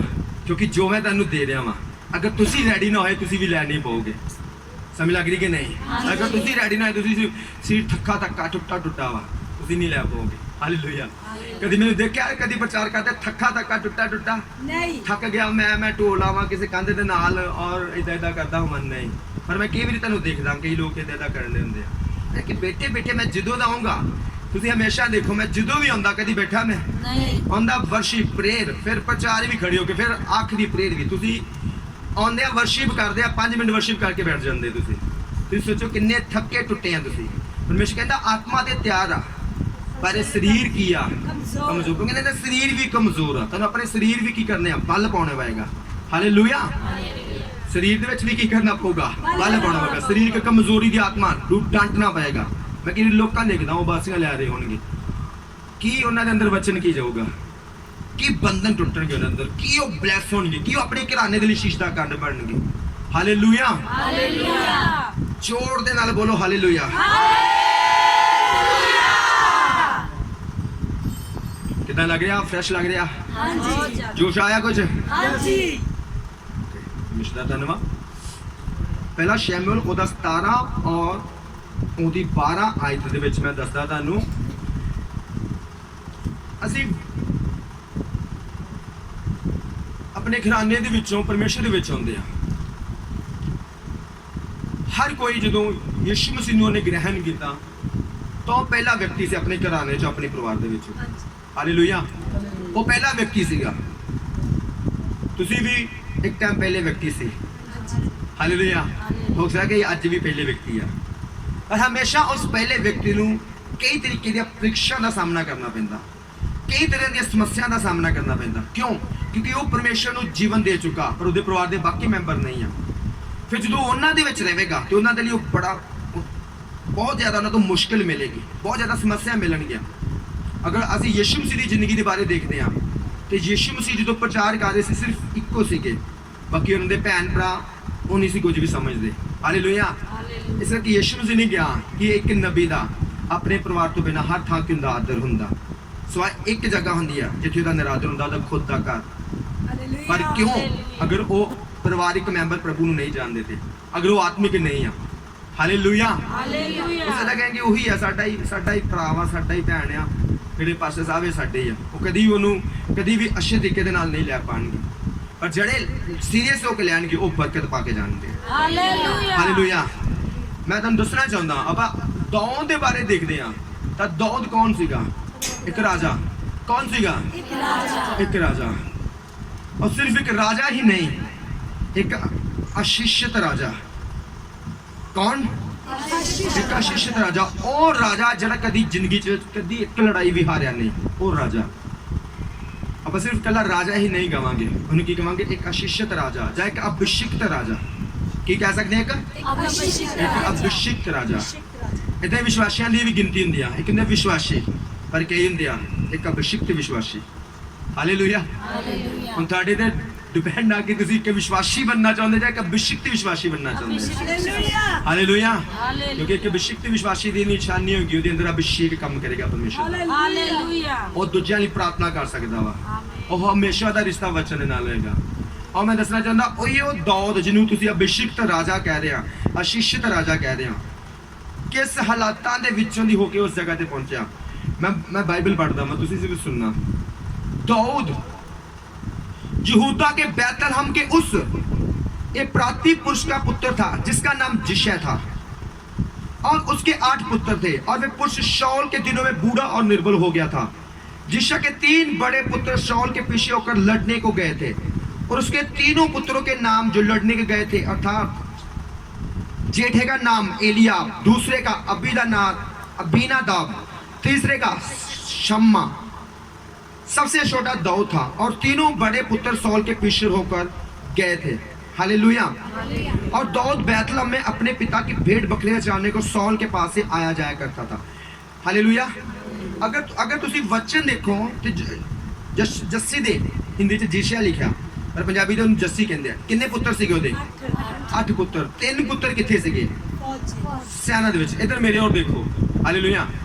मेरे वाल देखो, तुसी जो तुसी प्रे करोगे तुसी पूरा है अपनी परेशानी दसोगे। हुण भी तुसी वचन उदां ही देखो।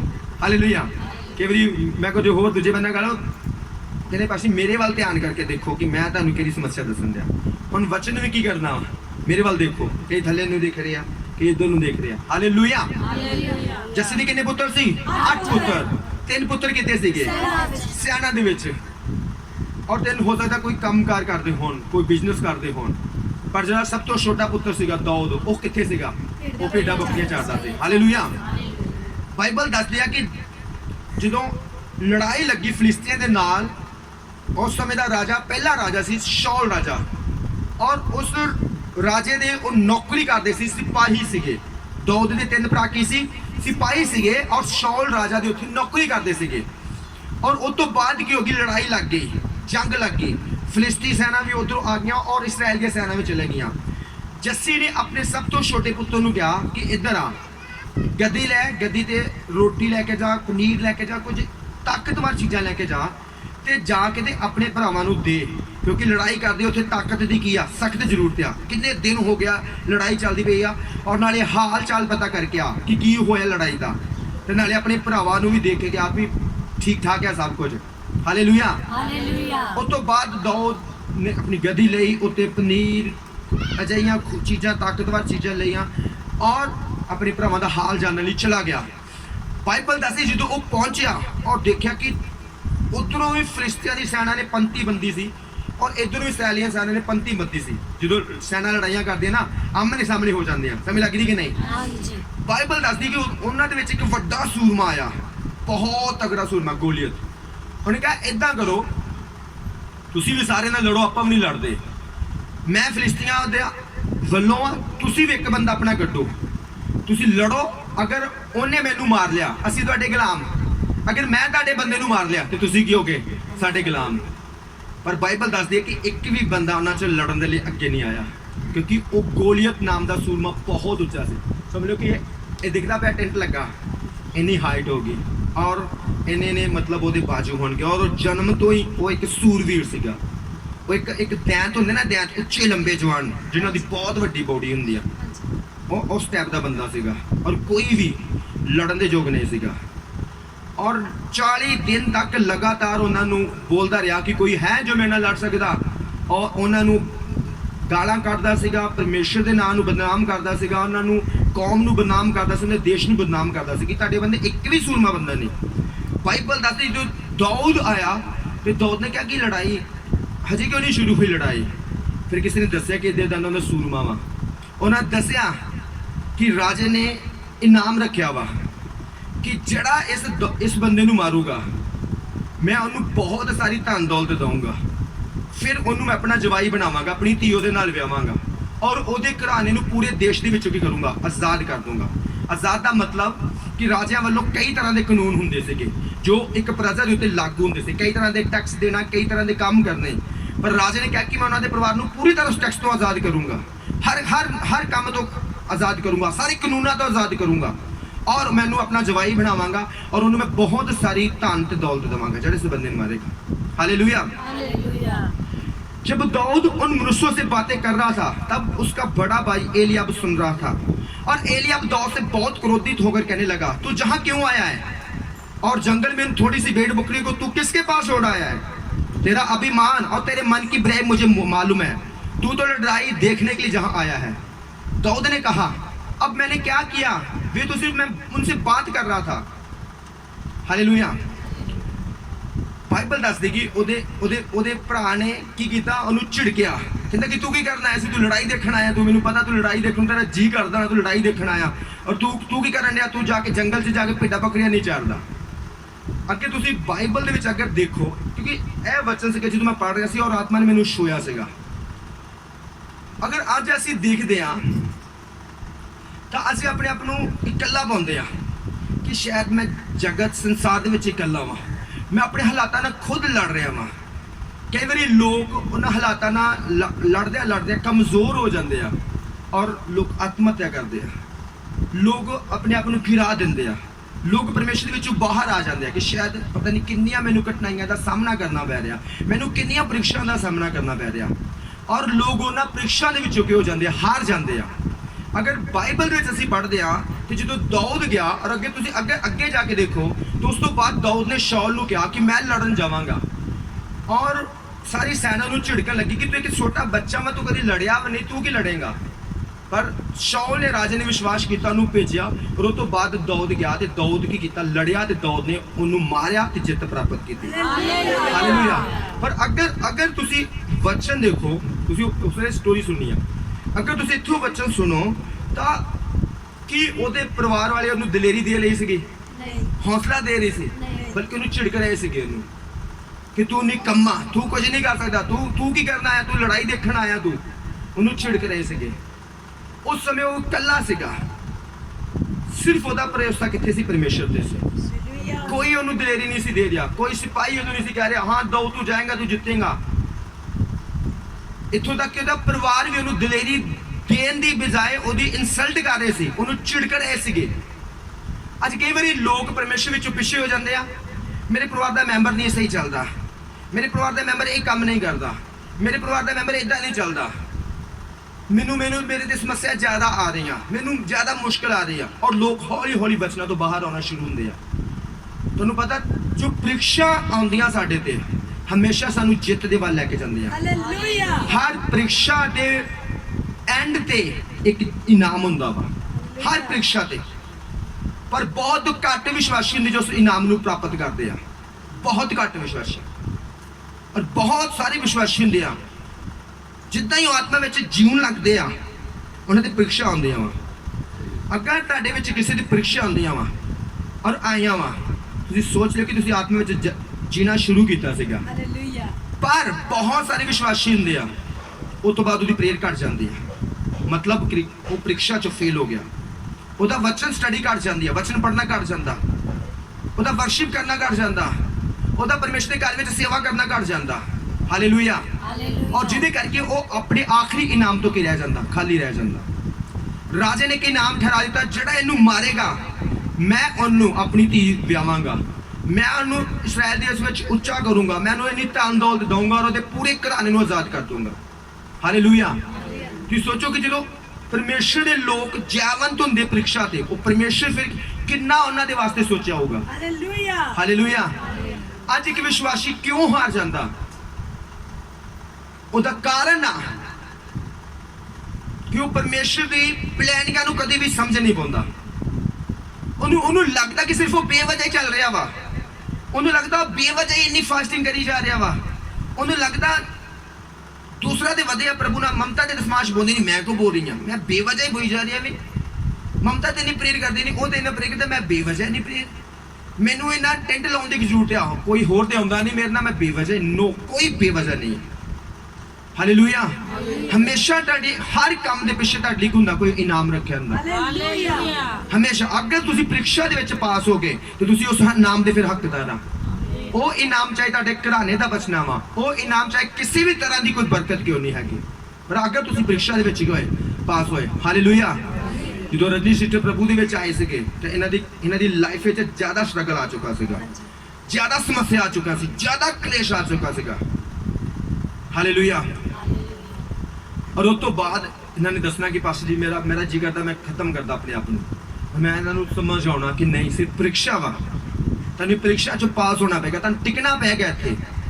ਇਹ ਪ੍ਰੀਖਿਆ ਵਿੱਚ ਜਿੱਤ ਹਾਸਲ ਕਰਨ ਦਾ ਤਰੀਕਾ ਆਪਣੇ ਆਪ ਨੂੰ ਖਤਮ ਕਰਨਾ ਨਹੀਂ ਆ, ਕਿਤੇ ਭੱਜ ਜਾਣਾ ਨਹੀਂ ਹੈਗਾ, ਤੁਹਾਨੂੰ ਇੱਥੇ ਹੀ ਖੜਨਾ ਪੈਣਾ ਤੁਹਾਨੂੰ। ਹਾਲੇਲੂਇਆ। ਤੇ ਜਿੱਦਾਂ ਪ੍ਰਭੂ ਨਾਲ ਚੱਲਣਾ ਸ਼ੁਰੂ ਕੀਤਾ ਉੱਦਾਂ ਹੀ ਚੱਲਣਾ ਤੁਸੀਂ।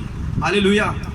ਉਸ ਤੋਂ ਬਾਅਦ ਇਹ ਨਾਮ ਆ, ਹੋ ਸਕਦਾ ਉਸ ਸਮੇਂ ਇੱਕ ਬੰਦੇ ਨੂੰ ਲੱਗੂਗਾ ਕਿ ਯਾਰ ਪਾਸਟਰ ਸਿਰਫ ਫੋਕਾ ਦਿਲਾਸਾ ਦੇਈ ਜਾ ਰਿਹਾ ਮੈਨੂੰ, ਮੈਂ ਪ੍ਰਭੂ ਦੇ ਵਿੱਚ ਆਏ ਮੇਰੇ ਸੁੱਖ ਪਾਉਣਾ ਸੀਗਾ, ਪਰ ਆ ਕੀ ਹੋ ਗਿਆ, ਮੇਰੀ ਜ਼ਿੰਦਗੀ 'ਚ ਪ੍ਰੀਖਿਆ ਆ ਗਈਆਂ। ਪਰ ਉਸ ਤੋਂ ਬਾਅਦ ਪ੍ਰੀਖਿਆ 'ਚ ਡਟੇ ਰਹੇ, ਬਣੇ ਰਹੇ, ਔਰ ਅੱਜ ਦੇਖ ਲਓ ਕਿ ਇਹਨਾਂ ਦਾ ਪਰਿਵਾਰ ਕੀ ਹੋ ਗਿਆ, ਪ੍ਰਭੂ ਦੇ ਵਿੱਚ ਆ ਗਿਆ। ਹਾਲੇਲੂਇਆ। ਹਾਲੇਲੂਇਆ। ਕਿੰਨੀਆਂ ਆਪਣੇ ਪਰਿਵਾਰ ਦੀਆਂ ਰੂਹਾਂ ਨੂੰ ਜਿੱਤ ਕੇ ਪ੍ਰਭੂ ਦੇ ਕਦਮਾਂ ਵਿੱਚ ਲੈ ਕੇ ਆਏ। ਹਾਲੇਲੂਇਆ। ਪਰ ਅਗਰ ਇਹ ਨਾ ਟਿਕਦੇ ਕਿ ਕੁਝ ਹੋਣਾ ਸੀ ਅੱਗੇ ਨਾ, ਜਿਹੜਾ ਇਨਾਮ ਪ੍ਰਭੂ ਇਹਨਾਂ ਨੇ ਰੱਖਿਆ ਸੀਗਾ ਉਹ ਕਦੀ ਵੀ ਨਹੀਂ ਸੀ ਹਾਸਲ ਕਰਨਾ। ਬਾਈਬਲ ਦੱਸਦੀ ਕਿ ਦਾਊਦ ਦੇ ਸਾਹਮਣੇ ਪ੍ਰੀਖਿਆ ਸੀਗੀ ਕਿ ਗੋਲੀਅਤ ਨੂੰ ਖਤਮ ਕਰਨਾ, ਔਰ ਦੂਜਾ ਨੰਬਰ ਉਹਦਾ ਪਰਿਵਾਰ ਕੋਈ ਉਹਨੂੰ ਸਪੋਰਟ ਨਹੀਂ ਸੀ ਕਰ ਰਿਹਾ, ਕੋਈ ਵੀ ਨਹੀਂ। ਔਰ ਸਪੋਰਟ ਕੀ, ਬਲਕਿ ਉਹਨੂੰ ਦੁਖੀ ਕਰ ਰਹੇ ਸੀਗੇ ਕਿ ਤੂੰ ਕੀ ਕਰਦਾ ਪਿਆ, ਤੂੰ ਆਪਣਾ ਕੰਮ ਕਾਰ ਛੱਡ ਕੇ ਪ੍ਰੇਅਰ 'ਚ ਲੱਗਾ, ਤੂੰ ਆਪਣੇ ਘਰ ਦਾ ਕੰਮ ਕਾਰ ਛੱਡ ਕੇ ਉਹਦੇ ਚਰਚ ਦੇ ਵਿੱਚ ਜਾ ਕੇ ਸੇਵਾ ਕਰ ਰਿਹਾ, ਤੈਨੂੰ ਕੋਈ ਕੰਮ ਨਹੀਂ ਆ। ਔਰ ਉਹਨੇ ਬਰਦਾਸ਼ਤ ਕੀਤਾ। ਹਾਲੇਲੂਇਆ। ਅੱਜ ਲੋਕ ਪ੍ਰੇਅਰ ਨੇ ਆ ਬਣ ਕੇ ਪਾਸਟਰ ਜੀ ਮੈਨੂੰ ਉਹ ਕਹਿੰਦਾ, ਮੈਨੂੰ ਇਹ ਕਹਿੰਦਾ, ਕੋਈ ਸੇਵਾ ਦੇ ਅੱਗੇ ਵਿੱਚ ਵੱਧ ਨਹੀਂ ਪਾਉਣਗੇ ਕਿਉਂਕਿ ਉਹ ਪ੍ਰੀਖਿਆ 'ਚ ਫੇਲ, ਕਮਜ਼ੋਰ ਲੋਕ ਆ। ਹਾਲੇਲੂਇਆ। ਅੱਗੇ ਤੁਸੀਂ, ਮੈਂ ਤੁਹਾਨੂੰ ਦੱਸਦਾ ਵਾਂ, ਜੋਰ ਨਾਲ ਹਾਲੇਲੂਇਆ ਬੋਲਦੇ ਆ। ਹੁਣ ਤੁਸੀਂ ਸੋਚੋਗੇ ਕਿ ਬਸ ਉਹ ਰਾਜੇ ਦਾ ਜਵਾਈ ਬਣ ਗਿਆ, ਉਹਦਾ ਘਰਾਣਾ ਆਜ਼ਾਦ ਹੋ ਗਿਆ, ਉਹਨੂੰ ਧਨ ਦੌਲਤ ਮਿਲ ਗਈ, ਬਸ ਨੋ। ਪਰਮੇਸ਼ਰ ਦੀਆਂ, ਬਾਈਬਲ ਦੱਸਦੀਆਂ ਪਰਮੇਸ਼ਰ ਦੀਆਂ ਸਾਰੀਆਂ ਯੋਜਨਾਵਾਂ ਤੁਹਾਡੇ ਵਾਸਤੇ ਕੀ ਆ, ਬਣਾਈਆਂ। ਅਗਰ ਪ੍ਰੀਖਿਆ ਵੀ ਆਉਣ ਤਦ ਵੀ ਬਣੇ ਰਹੋ। ਹਾਲੇਲੂਇਆ। ਕਈ ਵਾਰੀ ਅਸੀਂ ਦੇਖਦੇ ਹਾਂ ਲੋਕਾਂ ਨੂੰ ਜਿੱਦਾਂ ਹੀ ਪ੍ਰਭੂ ਦੇ ਵਿੱਚ ਆਉਣਗੇ ਕਈ ਵਾਰੀ ਬਿਜ਼ਨਸ ਸਲੋ ਹੋ ਜਾਂਦਾ, ਘਰ ਦੇ ਵਿੱਚ ਕਈ ਤਰ੍ਹਾਂ ਦੀਆਂ ਪ੍ਰੋਬਲਮ ਆ ਜਾਂਦੀਆਂ, ਪਰ ਹਮੇਸ਼ਾ ਯਾਦ ਰੱਖਣਾ ਕਿ ਇਹ ਤੁਹਾਡੀ ਪ੍ਰੀਖਿਆ ਵਾ ਤੇ ਤੁਹਾਨੂੰ ਇਹਦੇ ਵਿੱਚੋਂ ਪਾਸ ਹੋ ਕੇ ਨਿਕਲਣਾ ਪਊਗਾ। ਹਾਲੇਲੂਇਆ। ਕਈ ਵਾਰੀ ਸਾਡੇ ਅੱਗੇ ਪ੍ਰੀਖਿਆ ਆ ਜਾਂਦੀਆਂ ਵਾ ਕਿ ਮੈਂ ਚੋਰੀ ਦੇ ਕੰਮ ਫਿਰ ਦੁਬਾਰਾ ਕਰ ਸਕਦਾ, ਪਰ ਅਗਰ ਤੁਸੀਂ ਛੱਡ ਕੇ ਇਮਾਨਦਾਰੀ ਦੇ ਵਿੱਚ ਆ ਕੇ ਸਮਝੋ ਤੁਸੀਂ ਪ੍ਰੀਖਿਆ ਵਿੱਚ ਕੀ ਹੋ ਗਏ, ਪਾਸ ਹੋ ਗਏ। ਉਸ ਸਮੇਂ ਲੱਗਦਾ ਤਾਂ ਹੈ ਕਿ ਯਾਰ ਇਮਾਨਦਾਰੀ ਵਾਲੇ ਨਾਲ ਚੱਲਣਾ ਨਹੀਂ ਆਪਣਾ ਭਾਈ, ਜਿੰਨੇ ਅੱਗੇ ਕਮੇਟੀਆਂ ਦੇਣੀਆਂ ਇਮਾਨਦਾਰੀ ਨਾਲ ਚੱਲਣਾ ਨਹੀਂ, ਪਰ ਅਗਰ ਬਣੇ ਨੇ ਇਮਾਨਦਾਰੀ ਵਿੱਚ ਸਮਝੋ ਤੁਸੀਂ ਪ੍ਰੀਖਿਆ ਦੇ ਵਿੱਚ ਕੀ ਹੋ ਗਏ, ਪਾਸ ਹੋ ਗਏ। ਔਰ ਫਿਰ ਪਰਮੇਸ਼ਰ ਦੇ ਕੋਲੋਂ ਕਿੰਨਾ ਅਲੱਗ ਇਨਾਮ ਹੋਏਗਾ। ਹਾਲੇਲੂਇਆ ਹਾਲੇਲੂਇਆ ਹਾਲੇਲੂਇਆ ਹਾਲੇਲੂਇਆ ਅਗਰ ਅਸੀਂ ਵਚਨ ਪੜ੍ਹਦੇ ਹਾਂ ਦੂਜਾ ਸ਼ੈਮੂਏਲ ਔਰ ਉਹਦਾ 5 ਅਧਿਆਏ ਦੂਜਾ ਸ਼ੈਮੂਏਲ 5 ਅਧਿਆਏ ਔਰ ਉਹਦੀ ਇੱਕ ਆਇਤ ਨੂੰ ਦੂਜਾ शमूएल ਉਹਦਾ 5 अध्याय और ਉਹਦੀ एक आयत ਨੂੰ लिखा तब इस्राएल के सब गोत्र दाऊद के पास हेब्रोन में आकर कहने लगे सुन हम लोग और तू एक ही हड्डी और मांस है फिर भूतकाल में जब शाऊल हमारा राजा था तब भी इस्राएल का अगुआ तू ही था और यहोवा ने तुझसे कहा मेरी प्रजा इस्राएल का चरवाहा और इस्राएल का प्रधान तू ही होगा सब इस्राएली पुरने हेब्रोन में राजा के पास आए और दाऊद राजा ने उनके साथ हेब्रोन में यहोवा के सामने वाचा बांधी और उन्होंने इस्राएल का राजा होने के लिए दाऊद का अभिषेक किया हालेलुया हालेलुया इधर देखो मेरी और परीक्षा एक पास की थी पर इनाम हजे भी खत्म नहीं हो रहे राजे को इनाम ते मिले आ पर परमेश्वर को इनाम मिलना किसी अजे बाकी सी और ਤੁਹਾਨੂੰ ਪਤਾ ਜਦੋਂ ਸ਼ਾऊल ਮਾਰਿਆ ਗਿਆ ਔਰ ਉਸ ਤੋਂ ਬਾਅਦ ਅਗਲਾ ਰਾਜਾ ਕੌਣ ਬਣਿਆ ਦਾਊਦ ਰਾਜਾ ਬਣਿਆ ਹਾਲੇਲੂਇਆ ਕਿਉਂਕਿ ਪਰਮੇਸ਼ਰ ਦੀਆਂ ਸਾਰੀਆਂ ਯੋਜਨਾ ਤੁਹਾਡੇ ਲਈ ਤੇ ਮੇਰੇ ਲਈ ਕੀ ਆ ਲਿਆਈਆਂ ਅਗਰ ਤੁਸੀਂ ਪ੍ਰੀਖਿਆ ਦੇ ਵਿੱਚ ਪਾਸ ਹੋ ਕੇ ਸੋਚ ਲਓ ਪਰਮੇਸ਼ਰ ਤੁਹਾਨੂੰ ਕਿੰਨਾ ਉੱਚਾ ਕਰਨ ਵਾਲਾ ਵਾ ਜਿਹੜਾ ਪਰਿਵਾਰ ਅੱਜ ਤੁਹਾਨੂੰ ਨਿੰਦਾ ਕਰਦਾ ਵਾ ਤੁਹਾਨੂੰ ਰੋਕਦਾ ਤੁਹਾਨੂੰ ਰੁਕਾਵਟਾਂ ਦਿੰਦਾ ਤੁਹਾਨੂੰ ਸਮੱਸਿਆ ਦਿੰਦਾ ਇੱਕ ਦਿਨ ਉਹੀਓ ਪਰਿਵਾਰ ਤੁਹਾਡੇ ਨਾਲ ਕੀ ਹੋ ਜਾਏਗਾ ਖੜਾ ਹੋ ਜਾਏਗਾ ਬਾਈਬਲ ਦੇ ਵਿੱਚ ਅਗਰ ਦੇਖੋ ਜਦੋਂ ਦਾਊਦ ਗੋਲੀਅਤ ਨਾਲ ਲੜਨ ਗਿਆ ਕਿੰਨੇ ਲੋਕ ਉਹਨੂੰ ਸ਼ਾਬਾਸ਼ ਦੇ ਰਹੇ ਸੀ ਇੱਕ ਵੀ ਨਹੀਂ ਕਿੰਨੇ ਲੋਕ ਬੱਲੇ ਬੱਲੇ ਕਰ ਰਹੇ ਸੀ ਬਲਕਿ ਉਹਨੂੰ ਕੀ ਮਿਲਿਆ ਸੀ ਝਿੜਕਾਂ ਉਹਨੂੰ ਕਹਿ ਰਿਹਾ ਤੂੰ ਜਾ ਜੰਗਲ ਦੇ ਵਿੱਚ ਭੱਜ ਜਾ ਕੇ ਭੇਡ ਬੱਕਰੀਆਂ ਚਾਰ ਤੂੰ ਇੱਥੇ ਲੜਾਈ ਦੇਖਣ ਆਇਆ ਇੱਕ ਵੀ ਬੰਦਾ ਨਹੀਂ ਪਰ ਜਦੋਂ ਉਹਨੇ ਜਿੱਤ ਹਾਸਲ ਕੀਤੀ ਉਸ ਤੋਂ ਬਾਅਦ ਉਹ ਚੱਲਦਾ ਰਿਹਾ ਤੇ ਇੱਕ ਟਾਈਮ ਆਇਆ ਜਦੋਂ ਇਸਰਾਇਲ ਦੇ ਯਹੂਦਾ ਦੇ ਲੋਕ ਉਹਦੇ ਕੋਲ ਆਏ ਹੈਬਰੋਨ ਦੇ ਵਿੱਚ ਔਰ ਆ ਕੇ ਕੀ ਕਹਿੰਦੇ ਤੂੰ ਵੀ ਸਾਡੀ ਹੱਡੀ ਤੇ ਤੂੰ ਵੀ ਸਾਡਾ ਕੀ ਆ ਮਾਸ ਆ ਚੱਲ ਵਾਪਸ ਆ ਤੇ ਦੇਸ਼ ਦੀ ਕਮਾਂਡ ਨੂੰ ਸੰਭਾਲ और तू की बन देश दा राजा बन पूरी प्रजा सोचो ਲੱਖਾਂ ਲੋਕ ਉਹਦੇ ਕੋਲ ਆ ਗਏ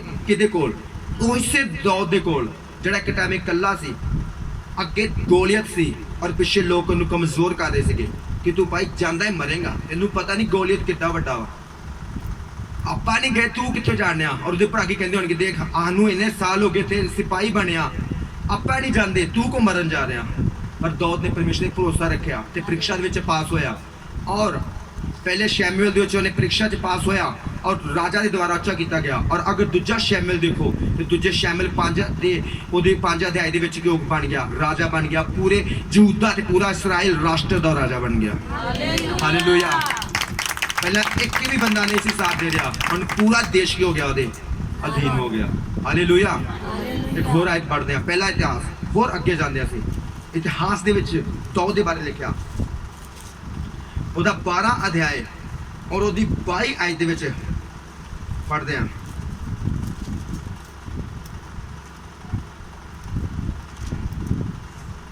वन प्रतिदिन लोग दाऊद की सहायता करने को उसके पास आते रहे जहां तक कि परमेश्वर की सेना के समान एक बड़ी सेना बन गई हालेलुया बाइबल दसदी कि दाऊद की सेना एक बहुत बड़ी सेना बन गई किहदे समान परमेश्वर की सेना दे समान ਉਹ ਬੰਦਾ ਜਿਹੜਾ ਕਿਤੇ ਨਹੀਂ ਇਕੱਲਾ ਸੀ ਪਰ ਡਟਿਆ ਰਿਹਾ ਅੱਜ ਕਿੰਨੇ ਲੱਖਾਂ ਲੋਕ ਉਹਦੇ ਨਾਲ ਹੋ ਗਏ ਹਾਲੇਲੂਇਆ ਕਿੰਨਾਂ ਨੂੰ ਵਚਨ ਸਮਝ ਲੱਗ ਰਿਹਾ ਵਾ ਅਗਰ ਤੁਸੀਂ ਡਟੇ ਰਹੇ ਆਪਣੇ ਪਰਿਵਾਰ ਦੇ ਵਿੱਚ ਇਕੱਲੇ ਹੀ ਪਰਮੇਸ਼ਰ ਵਿੱਚ ਬਣੇ ਰਹੇ ਲਗਾਤਾਰ ਪ੍ਰਾਰਥਨਾ ਨਹੀਂ ਬੰਦ ਕੀਤੀਆਂ ਸਮੱਸਿਆ ਦੇ ਵਿੱਚ ਵੀ ਪ੍ਰੀਖਿਆ ਦੇ ਵਿੱਚ ਵੀ ਮੁਸ਼ਕਿਲਾਂ ਦੇ ਵਿੱਚ ਵੀ ਤੰਗੀਆਂ ਦੇ ਵਿੱਚ ਵੀ ਸੰਘਰਸ਼ਾਂ ਦੇ ਵਿੱਚ ਵੀ ਬਾਈਬਲ ਦੇ ਵਿੱਚ ਵਚਨਾਂ 'ਚ ਬਣੇ ਰਹੇ ਪ੍ਰਾਰਥਨਾ ਦੇ ਵਿੱਚ ਬਣੇ ਰਹੇ ਵਚਨਾਂ ਦੇ ਵਿੱਚ ਬਣੇ ਰਹੇ ਆਗਿਆ ਬਣੇ ਰਹੇ ਤੁਸੀਂ ਸੋਚੋ ਤੁਸੀਂ ਕਿੰਨੇ ਉੱਚੇ ਕੀਤੇ ਜਾਓਗੇ ਹਾਲੇਲੂਇਆ ਉਹ ਪਰਿਵਾਰ ਜੋ ਤੁਹਾਨੂੰ ਇੱਕ ਦਿਨ ਖਿੱਦ ਸਮਝਦਾ ਸੀ ਤੁਹਾਨੂੰ ਇੱਕ ਦਿਨ ਡਾਂਟਦਾ ਸੀ ਤੁਹਾਨੂੰ ਐਵੇਂ ਕਿਵੇਂ ਸਮਝਦਾ ਸੀ ਉਹੀਓ ਫਿਰ ਪਰਿਵਾਰ ਤੁਹਾਡੇ ਨਾਲ ਹੋ ਜਾਏਗਾ ਹਾਲੇਲੂਇਆ ਉਹੀਓ ਰਾਸ਼ਟਰ ਉਹੀਓ ਇਸਰਾਇਲ ਉਹੀਓ ਯਹੂਦਾ ਦਾ ਦੇਸ਼ ਟੋਟਲੀ ਜੋ ਦਾਊਦ ਦੇ ਨਾਲ ਨਹੀਂ ਸੀ ਇੱਕ ਟਾਈਮ ਦਾਊਦ ਇਕੱਲਾ ਸੀ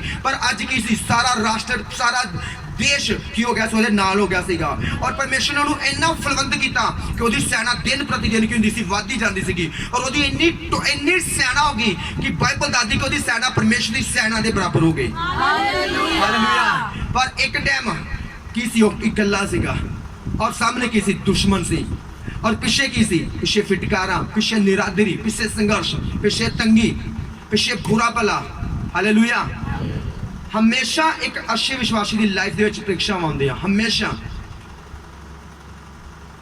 ਇੱਕ ਪਰਫੈਕਟ ਵਿਸ਼ਵਾਸੀ ਉਹ ਹੁੰਦਾ ਜੋ ਪ੍ਰੀਖਿਆ ਦੇ ਵਿੱਚੋਂ ਹੋ ਕੇ ਪਾਸ ਨਿਕਲਦਾ ਹਾਲੇਲੂਇਆ ਹਮੇਸ਼ਾ ਦੂਜਿਆਂ ਨੂੰ ਸਿੱਖਿਆ ਦੇ ਦੇਣ ਦੇ ਯੋਗ ਹਾਰੇ ਬੰਦੇ ਦੇ ਕੋਲੋਂ ਸਿੱਖਿਆ ਲੈਣੀ ਬੇਕਾਰ ਆ ਹਾਲੇਲੂਇਆ ਅਗਰ ਇੱਕ ਬੰਦਾ ਜਿੱਤਿਆ ਵਾ ਤੁਸੀਂ ਸਿੱਖਿਆ ਲਓਗੇ ਤੁਸੀਂ ਵੀ ਕੀ ਕਹੋਗੇ ਜਿੱਤ ਪ੍ਰਾਪਤ ਕਰੋਗੇ ਪਰ ਇੱਕ ਹਾਰੇ ਬੰਦੇ ਦੇ ਕੋਲ ਸਿੱਖਿਆ ਲਓਗੇ ਤਾਂ ਕੀ ਪ੍ਰਾਪਤ ਕਰੋਗੇ ਤੁਸੀਂ ਹਾਰ ਪ੍ਰਾਪਤ ਕਰੋਗੇ ਹਾਲੇਲੂਇਆ ਹਾਲੇਲੂਇਆ ਤੁਹਾਨੂੰ ਪਤਾ ਸੀ ਜਿਸ ਪਰਮੇਸ਼ਰ ਦਾ ਵਚਨ ਸੁਣਦੇ ਆ ਉਸ ਪਰਮੇਸ਼ਰ ਨੇ ਸ਼ੈਤਾਨ ਤੇ ਮੌਤ ਤੇ ਜਗਤ ਤੇ ਕੀ ਪਾਇਆ ਫਤਿਹ ਪਾਈ ਹਾਲੇਲੂਇਆ ਤਦੇ ਕਰਕੇ ਅੱਜ ਫਤਿਹ ਕੀ ਹੈ ਸਾਡੇ ਕਦਮਾਂ ਨੂੰ ਚੁੰਮਦੀ ਆ ਤੁਸੀਂ ਹਰ ਬੰਦੇ ਕੋਲ ਹਾਲੇਲੂਇਆ ਇਸੇ ਕਰਕੇ ਅਸੀਂ ਇੱਕ ਫਤਿਹਮੰਦ ਪਰਮੇਸ਼ਰ ਦੀ ਕੀ ਆ ਸੰਤਾਨ ਆ ਬੋਲੋ ਮੈਂ ਇੱਕ ਫਤਿਹਮੰਦ ਪਰਮੇਸ਼ਰ ਦੀ ਸੰਤਾਨ ਆ ਔਰ ਮੈਨੂੰ ਗਰਵ ਆ ਮੈਨੂੰ ਇਸ ਤੇ ਗਰਵ ਆ ਕਿ ਮੈਂ ਇੱਕ ਫਤਿਹਮੰਦ ਪਰਮੇਸ਼ਰ ਦੀ ਸੰਤਾਨ ਆ ਜਿਹਨੇ ਮੌਤ ਤੇ ਫਤਿਹ ਪਾਈ ਪਾਪ ਤੇ ਫਤਿਹ ਪਾਈ ਜਗਤ ਤੇ ਫਤਿਹ ਪਾਈ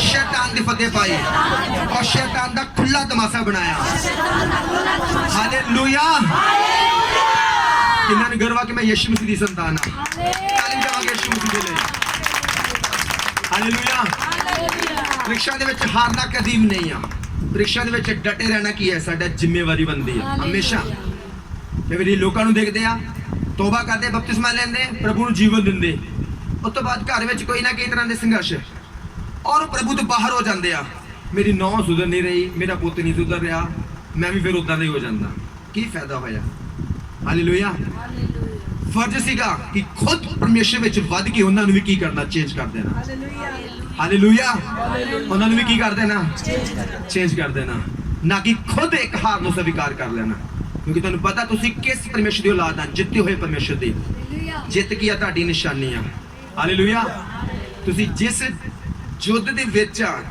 ਜਿਸ ਲੜਾਈ ਦੇ ਵਿੱਚ ਆ ਉਹ ਆਲਰੇਡੀ ਜਿੱਤਿਆ ਹੋਇਆ ਵਾ ਤੁਹਾਡੇ ਵਾਸਤੇ ਹਾਲੇਲੂਇਆ ਤੁਸੀਂ ਕਿਹੜਾ ਮੈਚ ਲੜਦੇ ਪਏ ਜੋ ਆਲਰੇਡੀ ਜਿੱਤਿਆ ਹੋਇਆ ਵਾ ਕਈ ਵਾਰੀ ਪਹਿਲੇ ਫਿਕਸ ਹੋ ਜਾਂਦਾ ਨਾ ਹਾਲੇਲੂਇਆ ਮਤਲਬ ਕਿ ਇੱਕ ਬੰਨੇ ਮਮਤਾ ਇੱਕ ਬੰਨੇ ਰਜਿਸਟਰ ਆ ਔਰ ਪਹਿਲਾਂ ਹੀ ਇਹਨਾਂ ਨਾਲ ਹੋ ਗਿਆ ਵਾ ਕਿ ਭਾਈ 50,000 ਤੁਸੀਂ ਦੇ ਦੇਣਾ ਜਿੱਤ ਤੁਹਾਡੀ ਲਿਖ ਦੇਣੀ ਆ ਹੁਣ ਭਾਈ ਮਮਤਾ ਜਿੰਨਾ ਮਰਜ਼ੀ ਜ਼ੋਰ ਲਗਾਏ ਪਰ ਹੱਥ ਕਿੱਦਾਂ ਖੜਾ ਕਰ ਦੇਣਾ ਰੈਫਰੀ ਨੇ ਰਜਿਸਟਰ ਕਿਉਂ ਗਿਆ ਜਿੱਤ ਗਿਆ ਹਾਲੇਲੂਇਆ ਪਰਮੇਸ਼ਰ ਨੇ ਤੁਹਾਡੀ ਜਿੱਤ ਗਿਆ ਪਹਿਲਾਂ ਲਿਖੀ ਹੋਈ ਆ ਚਾਹੇ ਸ਼ੈਤਾਨ ਕੁਝ ਵੀ ਕਰ ਲੇ ਐਂਡ ਦੇ ਤੁਸੀਂ ਉਹਨੂੰ ਆਪਣੇ ਪੈਰਾਂ ਥੱਲੇ ਕੁਚਲੋ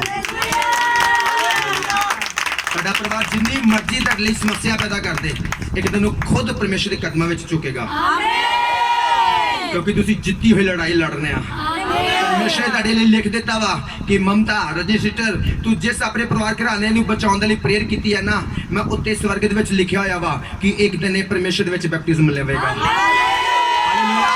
ਤੂੰ ਕੀ ਕਰਨਾ ਸਿਰਫ ਤੂੰ ਪ੍ਰਾਰਥਨਾ ਕਰਨਾ ਬੰਦ ਨਹੀਂ ਕਰਦਾ ਤੂੰ ਵਚਨ ਦੇ ਵਿੱਚ ਬਣੇ ਰਹਿਣਾ ਵਾ ਤੂੰ ਪਵਿੱਤਰਤਾ 'ਚ ਬਣੇ ਰਹਿਣਾ ਤੂੰ ਮੇਰੀ ਆਗਿਆਕਾਰੀ ਦੇ ਵਿੱਚ ਕੀਆਂ ਬਣੇ ਰਹਿਣਾ ਕਿਉਂਕਿ ਜਿਹੜੀ ਤੂੰ ਲੜਾਈ ਲੜ ਰਹੀ ਆ ਇਹ ਆਲਰੇਡੀ ਸਵਰਗ ਵਿੱਚ ਲਿਖੀ ਹੋਈ ਆ ਔਰ ਇਹ ਲਿਖ ਦਿੱਤਾ ਗਿਆ ਵਾ ਕਿ ਸ਼ੈਤਾਨ ਹਾਰਿਆ ਹੋਇਆ ਵਾ ਇਹ ਲਿਖ ਦਿੱਤਾ ਗਿਆ ਕਿ ਤੂੰ ਉੱਚਾ ਕੀਤਾ ਜਾਵੇਗਾ ਹਾਲੇਲੂਇਆ ਹਾਲੇਲੂਇਆ ਇਸ ਕਰਕੇ ਹਮੇਸ਼ਾ ਆਤਮਾ ਦੇ ਵਿੱਚ ਜਿੰਦਾ ਰਹਿਣਾ ਇਹ ਸਾਡਾ ਫਰਜ਼ ਆ ਜ਼ਿੰਮੇਵਾਰੀ ਆ ਅਗਰ ਉਸ ਉਹਨਾਂ ਇਨਾਮਾਂ ਨੂੰ ਤੁਸੀਂ ਹਾਸਲ ਕਰਨਾ ਤੇ ਤੁਹਾਨੂੰ ਆਤਮਾ ਦੇ ਵਿੱਚ ਕੀ ਰਹਿਣਾ ਪਏਗਾ ਤੁਹਾਨੂੰ ਜਿੰਦਾ ਰਹਿਣਾ ਪਏਗਾ ਔਰ ਸਰੀਰ ਦੇ ਵਿੱਚ ਮਰਿਆ ਹੋਇਆ ਹਾਲੇਲੂਇਆ ਜਿਹਦਾ ਮਤਲਬ ਮਰੇ ਹੋਏ ਦਾ ਮਤਲਬ ਸਰੀਰ ਦੀਆਂ ਸੰਸਾਰਿਕ ਇਛਾਵਾਂ ਨੂੰ ਮਾਰ ਦੇਣਾ ਆਪਣੇ ਹਾਲੇਲੂਇਆ ਹਾਲੇਲੂਇਆ ਬਹੁਤ ਸਾਰੇ ਲੋਕ ਆ ਹਮੇਸ਼ਾ ਤੁਹਾਨੂੰ ਦੋ ਆਵਾਜ਼ ਆਉਣਗੀਆਂ ਇੱਕ ਤੁਹਾਨੂੰ ਆਤਮਾ ਦੀ ਆਵਾਜ਼ ਔਰ ਇੱਕ ਸਰੀਰ ਦੀ ਆਵਾਜ਼ ਆਏਗੀ ਹਮੇਸ਼ਾ ਦੇਖਿਓ ਆਪਣੀ ਲਾਈਫ ਦੇ ਵਿੱਚ ਤੁਹਾਨੂੰ ਸਰੀਰ ਤੁਹਾਨੂੰ ਕੁਝ ਦੇਖਣ ਦੇ ਲਈ ਕਹੇਗਾ ਕੁਝ ਮੋਬਾਈਲ ਦੇ ਇੱਧਰ ਉੱਧਰ ਟੀਵੀ ਲਗਾਉਣ ਦੇ ਲਈ ਕਹੇਗਾ ਬਾਹਰ ਘੁੰਮਣ ਦੇ ਲਈ ਕਹੇਗਾ ਆਤਮਾ ਵੀ ਤੁਹਾਨੂੰ ਗੱਲ ਕਰੇਗਾ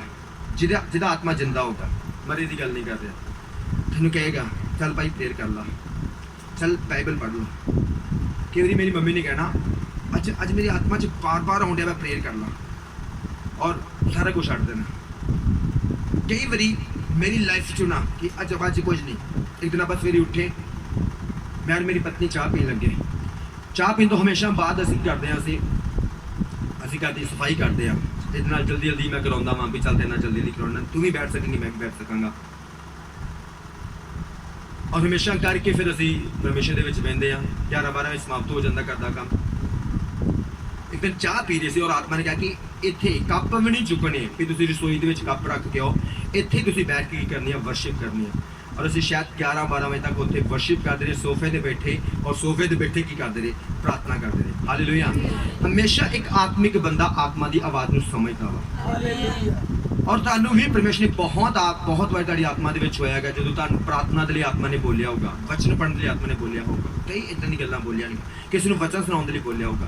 ਪਰ ਬਹੁਤ ਸਾਰੇ ਲੋਕ ਕੱਟ ਕਰਦੇ ਆ, ਔਰ ਤੁਹਾਨੂੰ ਪਤਾ ਜਦੋਂ ਆਤਮਾ ਦੀ ਤੁਸੀਂ ਆਵਾਜ਼ ਨੂੰ ਕੱਟ ਕਰਦੇ ਆ, ਆਤਮਾ ਦੁਬਾਰਾ ਤੁਹਾਨੂੰ ਨਹੀਂ ਕਹੇਗਾ। ਹਾਲੇਲੂਇਆ। ਮੰਨ ਲਓ ਕਿ ਸਮਾਨ ਵੇਚਣ ਗਏ, ਇਹਨਾਂ ਨੇ ਲక్ష్ਮੀ ਸਿਸਟਰ ਸਮਾਨ ਲੈ ਲਓ, ਇਹਨੇ ਕਿਹਾ ਕਿ ਨਹੀਂ ਲੈਣੇ, ਔਰ ਇਹ ਕੀ ਕਰਨਗੇ, ਦੁਬਾਰਾ ਕਹਿਣਗੇ ਉਹਨੂੰ, ਇਹ ਦੁਬਾਰਾ ਨਹੀਂ ਕਹਿਣਗੇ। ਇਸ ਤਰੀਕੇ ਨਾਲ ਆਤਮਾ ਤੁਹਾਨੂੰ ਕਹਿੰਦਾ ਵਾ ਪ੍ਰਾਰਥਨਾ ਦੇ ਵਚਨ ਦੀ, ਪਰ ਅਗਰ ਤੁਸੀਂ ਨਹੀਂ ਕਰਦੇ ਤੁਹਾਨੂੰ ਦੁਬਾਰਾ ਨਹੀਂ ਕਹੇਗਾ। ਹਾਲੇਲੂਇਆ। ਬਹੁਤ ਸਾਰੇ ਲੋਕ ਹੁੰਦੇ ਆ ਜੋ ਉਹਨੂੰ ਸਰੀਰ ਵੀ ਆਵਾਜ਼ ਦਿੰਦਾ ਵਾ ਔਰ ਆਤਮਾ ਵੀ। ਔਰ ਜ਼ਿਆਦਾ ਵਿਸ਼ਵਾਸੀ ਜੋ ਆਤਮਾ 'ਚ ਮਰੇ ਹੋਏ ਆ, ਉਹ ਹਮੇਸ਼ਾ ਸਰੀਰ ਦੀ ਆਵਾਜ਼ ਨੂੰ ਜ਼ਿਆਦਾ ਪਹਿਚਾਨਦੇ ਆ ਕਿ ਮੇਰਾ ਸਰੀਰ ਨੂੰ ਕੀ ਇਸ ਸਮੇਂ ਪਸੰਦ ਲੱਗ ਰਿਹਾ ਵਾ, ਮੇਰੇ ਸਰੀਰ ਨੂੰ ਕਿਹੜੀ ਅਭਿਲਾਸ਼ਾ ਜਾਗ ਰਹੀ, ਕੀ ਦੇਖਣ ਨੂੰ ਮੇਰਾ ਦਿਲ ਕਰ ਰਿਹਾ, ਔਰ ਉਸ ਵੇ ਉਹ ਲਗਾਉਣਗੇ ਔਰ ਦੇਖਣਗੇ ਤੇ ਸਰੀਰ ਦੀ ਅਭਿਲਾਸ਼ਾ ਕੀ ਕਰਨਗੇ, ਪੂਰੀ ਕਰਨਗੇ। ਹਾਲੇਲੂਇਆ। ਇੱਕ ਵਾਰੀ ਪਿੰਡ ਦੇ ਵਿੱਚ ਜਦੋਂ ਮੈਂ ਪ੍ਰਭੂ ਦੇ ਵਿੱਚ ਨਹੀਂ ਸੀਗਾ, ਕੁਝ ਸੀ ਪ੍ਰਭੂ ਦੇ ਵਿੱਚ, ਪੂਰੀ ਤਰ੍ਹਾਂ ਨਹੀਂ, ਪਰ ਇੱਕ ਦੋਸਤ ਮੇਰਾ ਸੀਗਾ, ਔਰ ਉਹਨੇ ਕਹਿਣਾ ਕਿ ਯਾਰ ਸਤੀਸ਼, ਮੈਂ ਡਰਿੰਕ ਕਰਦਾ ਵਾਂ, ਮੇਰੇ ਘਰ 'ਚ ਲੜਾਈ ਪੈਂਦੀ ਆ, ਮੈਂ ਜਦੋਂ ਵੀ ਡਰਿੰਕ ਕਰਦਾ ਮੇਰੇ ਘਰ 'ਚ ਲੜਾਈ ਪੈਂਦੀ ਆ, ਮੇਰੀ ਪਤਨੀ ਨੇ ਮੈਨੂੰ ਬੋਲਣਾ ਵਾ, ਔਰ ਬੋਲਣਾ ਵੀ ਅੱਛਾ ਨਹੀਂ ਆ, ਜਿੱਥੇ ਪਹਿਲਾਂ ਉਹ ਮੈਨੂੰ ਹਾਂਜੀ ਜੀ ਕਹਿੰਦੀ, ਉੱਥੇ ਤੂੰ ਕਹਿਣਾ ਸ਼ੁਰੂ ਕਰਦੀ ਆ, ਔਰ ਮੈਨੂੰ ਮੇਰੇ ਆਪਣੇ ਪਰਿਵਾਰ ਦੇ ਸਾਹਮਣੇ ਇਨਸਲਟ ਫੀਲ ਹੁੰਦੀ, ਫਿਰ ਲੜਾਈ ਵੱਧਦੀ, ਉਹ ਮੈਨੂੰ ਬੰਦਾ ਚੰਗਾ ਬੋਲਣਾ ਕਿ ਫਿਰ ਮੈਨੂੰ ਕੁੱਟਣ ਡਿਆ ਪੈਂਦਾ, ਔਰ ਲੜਾਈ ਪੈ ਜਾਂਦੀ। ਔਰ ਮੈਂ ਕਿਹਾ ਕਿ ਤੂੰ ਬੰਦ ਕਿਉਂ ਨਹੀਂ ਕਰਦਾ, ਫਿਰ ਤੂੰ ਅਗਰ ਤੇਰੇ ਸ਼ਰਾਬ ਦੇ ਕਾਰਨ, ਡਰਿੰਕ ਦੇ ਕਾਰਨ ਤੇਰੇ ਘਰ 'ਚ ਲੜਾਈ ਪੈਂਦੀ, ਤੂੰ ਬੰਦ ਕਿਉਂ ਨਹੀਂ ਕਰਦਾ? ਕਹਿੰਦਾ ਮੈਂ ਚਾਹੁੰਦਾ ਬੰਦ ਕਰਨਾ, ਪਰ ਜਦੋਂ ਸ਼ਾਮਾਂ ਪੈਂਦੀਆਂ ਪਤਾ ਨਹੀਂ ਕੀ ਮੇਰੇ ਸਰੀਰ 'ਚ ਹੋਣ ਲੱਗ ਪੈਂਦਾ ਕਿ ਮੇਰਾ ਦਿਲ ਕਹਿੰਦਾ ਕਿ ਛੇਤੀ ਛੇਤੀ ਮੈਂ ਠੇਕੇ 'ਤੇ ਜਾਵਾਂ, ਸ਼ਰਾਬ ਪੀ ਲਾਂ, ਅਗਰ ਨਹੀਂ ਪੀਵਾਂਗਾ ਮੇਰੇ ਕੁਝ ਹੁੰਦਾ ਵਾ। ਉਸ ਸਮੇਂ ਤੇ ਮੈਨੂੰ ਨਹੀਂ ਸੀ ਪਤਾ ਲੱਗਾ, ਪਰ ਹੁਣ ਕੀ ਆ ਪਤਾ, ਕਿਉਂਕਿ ਉਹ ਕਿਸੇ ਇੱਕ ਸਰੀਰ ਦੀ ਆਵਾਜ਼ ਸੀਗੀ। ਹਾਲੇਲੂਇਆ। ਇੱਕ ਸਰੀਰ ਦੀ ਆਵਾਜ਼। ਔਰ ਜਦੋਂ ਸਰੀਰ ਦੀ ਅਭਿਲਾਸ਼ਾ ਨੂੰ ਅਸੀਂ ਪੂਰਾ ਕਰਦੇ ਆ ਤਾਂ ਉਸ ਸਮੇਂ ਸਮੱਸਿਆ ਨਿਕਲਦੀਆਂ, ਸਮੱਸਿਆ ਪੈਦਾ ਹੁੰਦੀਆਂ। ਪਰ ਅਗਰ ਆਤਮਿਕ ਹੋਵੋਗੇ ਤੇ ਫਿਰ ਆਪਾਂ ਸਰੀਰ ਨੂੰ ਵੀ ਕਰਾਂਗੇ ਆਪਣੇ ਕੰਟਰੋਲ 'ਚ ਰੱਖ ਸਕਦੇ ਹਾਂ, ਹਮੇਸ਼ਾ ਕੰਟਰੋਲ 'ਚ ਰੱਖ ਸਕਦੇ ਹਾਂ। ਤੇ ਜਦੋਂ ਸਰੀਰ ਕੰਟਰੋਲ 'ਚ ਰੱਖਣਾ ਆ ਗਿਆ, ਔਰ ਉਹ ਵਿਅਕਤੀ ਹਮੇਸ਼ਾ ਆਤਮਾ ਵਿੱਚ ਜ਼ਿਆਦਾ ਵੱਧਦਾ ਜਾਊਗਾ, ਉਹ ਆਪਣੀ ਉન્નਤੀ ਵੱਲ ਜ਼ਿਆਦਾ ਵਧੂਗਾ, ਉਹ ਆਪਣੀ ਉਚਾਈ ਵੱਲ ਜ਼ਿਆਦਾ ਵਧੂਗਾ, ਉਹ ਆਪਣੀ ਤਰੱਕੀ ਵੱਲ ਜ਼ਿਆਦਾ ਵਧੂਗਾ, ਉਹ ਆਪਣੀ ਚੰਗਿਆਈ ਵੱਲ ਜ਼ਿਆਦਾ ਵਧੂਗਾ, ਉਹ ਆਪਣੇ ਛੁਟਕਾਰੇ ਵੱਲ ਜ਼ਿਆਦਾ ਵਧੂਗਾ। ਹਾਲੇਲੂਇਆ। ਹਮੇਸ਼ਾ ਇੱਕ ਵਿਅਕਤੀ ਜੋ ਬਿਮਾਰ ਆ, ਜੋ ਦੁਸ਼ਟ ਆਤਮਾ ਨਾਲ ਗ੍ਰਸਤ ਆ, ਜਲਦੀ ਨਹੀਂ ਛੁਟਕਾਰੇ ਵੱਲ ਵੱਧ ਰਿਹਾ, ਕਾਰਨ ਉਹ ਸਰੀਰ ਨੂੰ ਜ਼ਿਆਦਾ ਖੁਸ਼ ਕਰ ਰਿਹਾ ਔਰ ਆਤਮਾ ਨੂੰ ਨੇ ਦਬਾਇਆ ਹੋਇਆ ਵਾ। ਜਦੋਂ ਮੈਂ ਚਰਚ ਦੇ ਵਿੱਚ ਆਇਆ, ਔਰ ਉਸ ਤੋਂ ਪਹਿਲਾਂ ਇੱਕ ਲੇਡੀਜ਼ ਨੂੰ 8 ਸਾਲ ਸੀ ਦੁਸ਼ਟ ਆਤਮਾ ਦੀ ਪ੍ਰੋਬਲਮ, ਔਰ ਮੈਂ ਵੀ ਅਜਿਹੀ ਕੰਡੀਸ਼ਨ ਦੇ ਵਿੱਚ ਆਇਆ ਸੀ, ਪਰ ਮੈਂ 1-2 ਮਹੀਨੇ ਦੇ ਵਿੱਚ ਹੀ ਚੰਗਾ ਹੋ ਗਿਆ। ਉਸ ਲੇਡੀਜ਼ ਨੂੰ ਪੁੱਛਿਆ, ਸਤੀਸ਼ ਇੱਦਾਂ ਦਾ ਗੱਲ ਸੁਣ, ਚਰਚ ਦਾ ਸਮਾਪਤ ਹੋਏ, ਸਾਰੇ ਲੰਗਰ ਪਾਣੀ ਖਾਂਦੇ ਪਏ, ਕੁਝ ਇੱਦਾਂ ਬੈਠੇ, ਔਰ ਉਹਨੇ ਕਿਹਾ ਕਿ ਇੱਦਾਂ ਦਾ ਗੱਲ ਸੁਣ। ਮੈਂ ਕਿਹਾ ਹਾਂਜੀ ਦੱਸੋ ਆਂਟੀ ਜੀ। ਕਿਤੇ ਮੈਨੂੰ 8 ਸਾਲ ਹੋ ਗਏ ਇਸ ਚਰਚ ਦੇ ਵਿੱਚ ਆਏ ਨੂੰ, ਮੈਨੂੰ ਅੱਜ ਵੀ ਸ਼ੈਤਾਨ ਨੇ ਫੜਿਆ, ਮੇਰੀ ਲੱਤਾਂ ਨਹੀਂ ਚੱਲਦੀਆਂ ਪਈਆਂ, ਮੇਰੀਆਂ ਬਾਹਾਂ ਨੇ ਇੰਨੀਆਂ ਵਧੀਆ ਕੰਮ ਕਰਦੀਆਂ, ਤੂੰ 1 ਮਹੀਨੇ ਦੇ ਵਿੱਚ ਕਿੱਦਾਂ ਚੰਗਾ ਹੋ ਗਿਆ? ਯਾਨੀ ਕਿ ਤੈਨੂੰ ਪ੍ਰੋਬਲਮ ਜ਼ਿਆਦਾ ਸੀਗੀ ਜੋ ਤੂੰ ਆਇਆ। ਹਾਲੇਲੂਇਆ। ਪਰ ਉਸ ਸਮੇਂ ਤੇ ਮੈਨੂੰ ਜਵਾਬ ਦੇਣਾ ਨਹੀਂ ਸੀ, ਪਰ ਅੱਜ ਪਤਾ, ਕਿਉਂਕਿ ਮੈਂ ਹਮੇਸ਼ਾ ਆਤਮਾ ਦੀ ਆਵਾਜ਼ ਨੂੰ ਪਹਿਲ ਦਿੰਦਾ ਸੀਗਾ। ਹਾਲੇਲੂਇਆ। ਆਤਮਾ ਨੇ ਕਹਿਣਾ ਇੰਨੇ ਰੋਜ਼ੇ ਰੱਖ, ਨਾਲ ਹੀ ਰੋਜ਼ੇ ਸ਼ੁਰੂ, ਇੰਨੇ ਘੰਟੇ ਪ੍ਰੇਅਰ, ਨਾਲ ਹੀ ਪ੍ਰੇਅਰ, ਸਵੇਰ ਤੋਂ ਲੈ ਕੇ ਸ਼ਾਮਾਂ ਤੱਕ ਕੁੰਡੀ ਨਹੀਂ ਖੁੱਲਣੀ, ਅੰਦਰ ਹੀ ਪ੍ਰੇਅਰ ਕਰਦੇ ਰਹਿਣਾ, ਅੰਦਰ ਹੀ ਪ੍ਰੇਅਰ। ਔਰ ਆਤਮਾ ਦੇ ਵਿੱਚ ਸ਼ਕਤੀਸ਼ਾਲੀ ਬੰਦਾ ਗਿਆ ਮੈਂ। ਹਾਲੇਲੂਇਆ। ਉਸ ਸਮੇਂ ਜਦੋਂ ਮੈਂ ਚੰਗਾ ਹੋਣ ਦੇ ਲਈ ਪ੍ਰੇਅਰ ਕਰਦਾ ਸੀਗਾ, ਸਾਡੇ ਨੀਚੇ ਕੰਟੀ ਰਹਿੰਦੀ ਸੀ, ਉਹਦੇ ਮੁੰਡੇ ਦੀ ਹਾਈਟ ਨਾ ਉਹ ਵੱਧਦਾ ਸੀ ਨਾ ਉਹ ਫੁੱਲਦਾ ਸੀਗਾ, ਉਹਨਾਂ ਬੜੀਆਂ ਦਵਾਈਆਂ ਦਿਖਾਈ ਦੇਖਿਆ, ਉਹ ਸੁੱਕਾ ਜਿਹਾ ਰਹਿ ਗਿਆ। ਔਰ ਨੀਚੇ ਵਾਲੀ ਆਂਟੀ ਨੇ ਦੇਖਣਾ ਕਿ 5 ਵਜ ਗਏ, ਸਤੀਸ਼ ਕਮਰੇ 'ਚੋਂ ਬਾਹਰ ਨਿਕਲ ਲੱਗਾ, ਹੁਣ ਇਹਨਾਂ ਨੇ ਕਿ ਰੋਟੀ ਖਾਣੀ ਹੈ, ਕਿਉਂਕਿ ਉਸ ਮੈਂ ਆਪਣੀ ਮਾਸੀ ਜੀ ਦੇ ਘਰ, ਪਾਸਟਰ ਜੀ ਦੇ ਘਰ ਰਹਿੰਦਾ ਸੀਗਾ, ਉਹਨੇ ਇੱਕ ਰੂਮ ਦਿੱਤਾ ਸੀ, ਇੱਥੇ ਤੂੰ ਪ੍ਰੇਅਰ ਕਰ ਸਕਦਾ, ਜਿੰਨੀ ਵੀ ਕਰਨੀ ਚਾਹੁੰਦਾ ਕਰ ਸਕਦਾ। ਔਰ ਉਸ ਤੋਂ ਬਾਅਦ ਨਿਕਲਦਾ, ਉਹਨੇ ਕਹਿਣਾ ਸਤੀਸ਼ ਮੇਰੇ ਲਈ ਪ੍ਰੇਅਰ ਕਰਦੇ। ਮੈਂ ਸੋਚਣਾ ਯਾਰ ਚੰਗਾਈ ਦੀ ਮੈਨੂੰ ਜ਼ਰੂਰਤ ਆ, ਅਰੇ ਮੇਰੇ ਕੋਲ ਪ੍ਰੇਅਰ ਕਰਾਉਣ ਦੇ, ਔਰ ਮੈਂ ਕਿਹਾ ਚਲੋ ਵਧੀਆ ਪ੍ਰੇਅਰ ਕਰਾਉਣ ਦੇ, ਮੈਨੂੰ ਆਦਰ ਦੇਣ ਡਿਆ, ਹਾਂ ਹੱਥ ਰੱਖਣਾ। ਔਰ ਮੈਨੂੰ ਪਤਾ ਹੀ ਨਹੀਂ ਕਿ ਪਰਮੇਸ਼ਰ ਦੀ ਸਾਮਰਥ ਮੇਰੇ ਅੰਦਰ ਆ ਚੁੱਕੀ ਆ। ਔਰ ਮੈਂ ਦੇਖਦਾ ਕਹਿੰਦਾ, ਮੈਂ ਕਹਿੰਦਾ ਆਂਟੀ ਦੱਸੋ ਤੁਸੀਂ ਕਿੰਨੀ ਹਾਈਟ ਚਾਹੀਦੀ ਤੁਹਾਡੇ ਮੁੰਡੇ ਦੀ? ਇੱਦਾਂ ਕੀ ਹੁੰਦਾ ਸੀਗਾ, ਉਮਰ ਉਹਦੀ ਜ਼ਿਆਦਾ ਹੋ ਗਈ। ਉਹਨੇ ਕਹਿੰਦਾ ਤੇਰੇ ਜਿੰਨੀ ਹੋ ਜਾਏ ਕਿਤੇ ਰੱਬ ਕਰੇ, ਤੇਰੇ ਜਿੰਨੀ ਹਾਈਟ ਚਾਹੀਦੀ ਮੇਰੇ ਮੁੰਡੇ ਦੀ। ਕੱਲਾ ਮੁੰਡਾ ਸੀ, ਔਰ ਅੱਜ ਉਹਦੇ ਮੁੰਡੇ ਦੀ ਹਾਈਟ ਮੇਰੇ ਜਿੰਨੀ। ਹਾਲੇਲੂਇਆ। ਕਿਉਂਕਿ ਉਹਦੇ ਅੰਦਰ ਜਿਹੜਾ ਬੰਧਨ ਸੀਗਾ, ਜਿਹੜੀ ਬਿਮਾਰੀ, ਜਿਹੜੀ ਉਹਦੇ ਅੰਦਰ ਵੀਕਨੈਸ, ਜਿਹੜੀ ਉਹਨੂੰ ਵਧਣ ਫੁੱਲਣ ਤੋਂ ਰੋਕ ਰਹੀ ਸੀ, ਉਹ ਮੱਸਾ ਤੇ ਸਾਮਾ ਦੇ ਦੁਆਰਾ ਬੰਧਨ ਕੀ ਹੁੰਦੇ ਗਏ, ਟੁੱਟਦੇ ਗਏ। ਔਰ ਮੈਨੂੰ ਕੁਝ ਨਹੀਂ ਪਤਾ, ਮੈਂ ਤਾਂ ਹੱਥ ਰੱਖਦੇ ਰਹਿਣਾ, ਚਲੋ ਵਧੀਆ। ਫਿਰ ਉਹਨਾਂ ਨੇ ਮੈਨੂੰ ਨੀਚੇ ਬੁਲਾਉਣਾ, ਖਾਣਾ ਖਵਾਉਣਾ, ਬੜਾ ਆਦਰ ਕਰਨਾ, ਕਹਿਣਾ ਇਸ ਕਰਕੇ ਵੀ ਮੁੰਡਾ ਅੱਛਾ ਵਾ, ਪ੍ਰੇਅਰ ਕਰਦਾ ਰਹਿੰਦਾ ਵਾ। ਪ੍ਰਭੂ ਨੇ ਇਹਨੇ ਜੀਵਨ ਦਿੱਤਾ ਵਾ, ਇਸ ਉਮਰ ਦੇ ਵਿੱਚ ਆਪਣਾ ਜੀਵਨ ਦਿੱਤਾ, ਔਰ ਇੰਨੀ ਭਗਤੀ ਕਰਦਾ ਕਿ ਸਵੇਰ ਤੋਂ ਲੈ ਕੇ ਸ਼ਾਮਾਂ ਤੱਕ ਅੰਦਰ ਹੀ, ਔਰ ਇਹਨੇ ਡੇ ਨਾਈਟ ਫਾਸਟਿੰਗ ਕਰਦਾ। ਉਹਨੇ ਮੈਨੂੰ ਕਹਿਣਾ ਤੇਰੇ ਫਾਸਟ ਕਿਦੋਂ ਖੁੱਲਣੇ ਆ, ਮੈਨੂੰ ਦੱਸਣਾ, ਮੈਂ ਤੈਨੂੰ ਰੋਟੀ ਖਵਾਉਣੀ ਆ। ਜਾਣੀ ਉਹ ਇੰਨੇ ਕੰਜੂਸ ਪਰਿਵਾਰ ਸੀਗਾ ਕਿ ਕਦੀ ਕਿਸੇ ਨੂੰ ਛੇਤੀ ਨਹੀਂ ਸੀ ਇਦਾਂ ਦਾ ਕੁਝ ਵੀ ਕਰਦੇ। ਹਾਲੇਲੂਇਆ। ਇਸ ਕਰਕੇ ਅੱਗੇ ਤੁਸੀਂ ਆਤਮਾ ਵਿੱਚ ਜੀਓਗੇ, ਤੁਸੀਂ ਆਪਣੀ ਜ਼ਿੰਦਗੀ ਦੇ ਵਿੱਚ ਤਰੱਕੀ ਦੇਖੋਗੇ, ਚੰਗਾਈ। ਜਿਹੜੀਆਂ ਦੁਸ਼ਟ ਆਤਮਾ ਅੱਜ ਪਰੇਸ਼ਾਨ ਨਹੀਂ ਕਰਦੀਆਂ, ਬੰਧਨ ਬੋਝ ਜੇ ਉਹ ਸਾਰੇ ਟੁੱਟ ਜਾਣਗੇ। ਅੱਗੇ ਤੁਸੀਂ ਆਤਮਾ ਵਿੱਚ ਜੀਣਾ ਸ਼ੁਰੂ ਕਰ ਦਿੱਤਾ ਤੇ ਸਰੀਰ ਦੀਆਂ ਇਛਾਵਾਂ ਨੂੰ ਆਪਣੇ ਪੈਰਾਂ ਥੱਲੇ ਰੱਖਣਾ ਸ਼ੁਰੂ ਕਰ ਦਿੱਤਾ। ਹਾਲੇਲੂਇਆ। ਆਪਣੇ ਹੱਥਾਂ ਨੂੰ ਉਠਾਓ, ਆਪਣੇ ਅੱਖਾਂ ਨੂੰ ਬੰਦ ਕਰੋ, ਪਰਮੇਸ਼ਰ ਦੇ ਵਚਨ ਨੂੰ ਆਪਣੀ ਜ਼ਿੰਦਗੀ 'ਚ ਗ੍ਰਹਿਣ ਕਰੋ ਕਿ ਪਰਮੇਸ਼ਰ ਮੈਂ ਤੇਰੇ ਵਚਨ ਨੂੰ ਗ੍ਰਹਿਣ ਕਰਦਾ, ਮੈਂ ਆਤਮਾ ਵਿੱਚ ਜੀਵਾਂਗਾ। ਤੌਬਾ ਕਰੋ ਔਰ ਤੌਬਾ ਕਰਦੇ ਹੋਏ ਬੋਲੋ, ਪਰਮੇਸ਼ਰ ਮੈਂ ਜੋ ਆਤਮਾ ਦੇ ਵਿੱਚ ਮੁਰਦਾ ਸੀਗਾ, ਮੇਰੀ ਲਾਈਫ 'ਚ ਕੋਈ ਪ੍ਰੇਅਰ ਨਹੀਂ ਸੀ, ਅੱਜ ਮੈਂ ਤੌਬਾ ਕਰਦਾ ਪਰਮੇਸ਼ਰ, ਮੈਂ ਆਤਮਾ 'ਚ ਜੀਵਾਂਗਾ, ਵਚਨ 'ਚ ਜੀਵਾਂਗਾ ਪਰਮੇਸ਼ਰ, ਵਰਸ਼ਿਪ ਵਿੱਚ ਜੀਵਾਂਗਾ, ਕਦੀ ਤੁਹਾਡੇ ਵਚਨਾਂ ਦੇ ਇਨਕਾਰ ਨਹੀਂ ਕਰਾਂਗਾ, ਬਲਕਿ ਮੈਂ ਪ੍ਰੀਖਿਆ ਦੇ ਵਿੱਚ ਬਣੇ ਰਹਿ ਕੇ ਦਾਊਦ ਵਾਂਗੂ ਇਨਾਮਾਂ ਨੂੰ ਹਾਸਲ ਕਰੂੰਗਾ। ਉਹ ਜਿੱਤ ਹਾਸਲ ਕਰੂੰਗਾ ਜੋ ਤੁਸੀਂ ਮੇਰੇ ਲਈ ਪਰਮੇਸ਼ਰ ਰੱਖੀ ਆ। ਆਪਣੇ ਹੱਥਾਂ ਨੂੰ ਉਠਾ ਕੇ ਹਰ ਇੱਕ ਜਨ ਪਰਮੇਸ਼ਰ ਦਾ ਧੰਨਵਾਦ ਕਰਦਾ ਆ। ਉੱਚੀ ਆਵਾਜ਼ ਦੇ ਨਾਲ, ਤੁਹਾਡੀ ਆਵਾਜ਼ ਸਲੋ ਆ,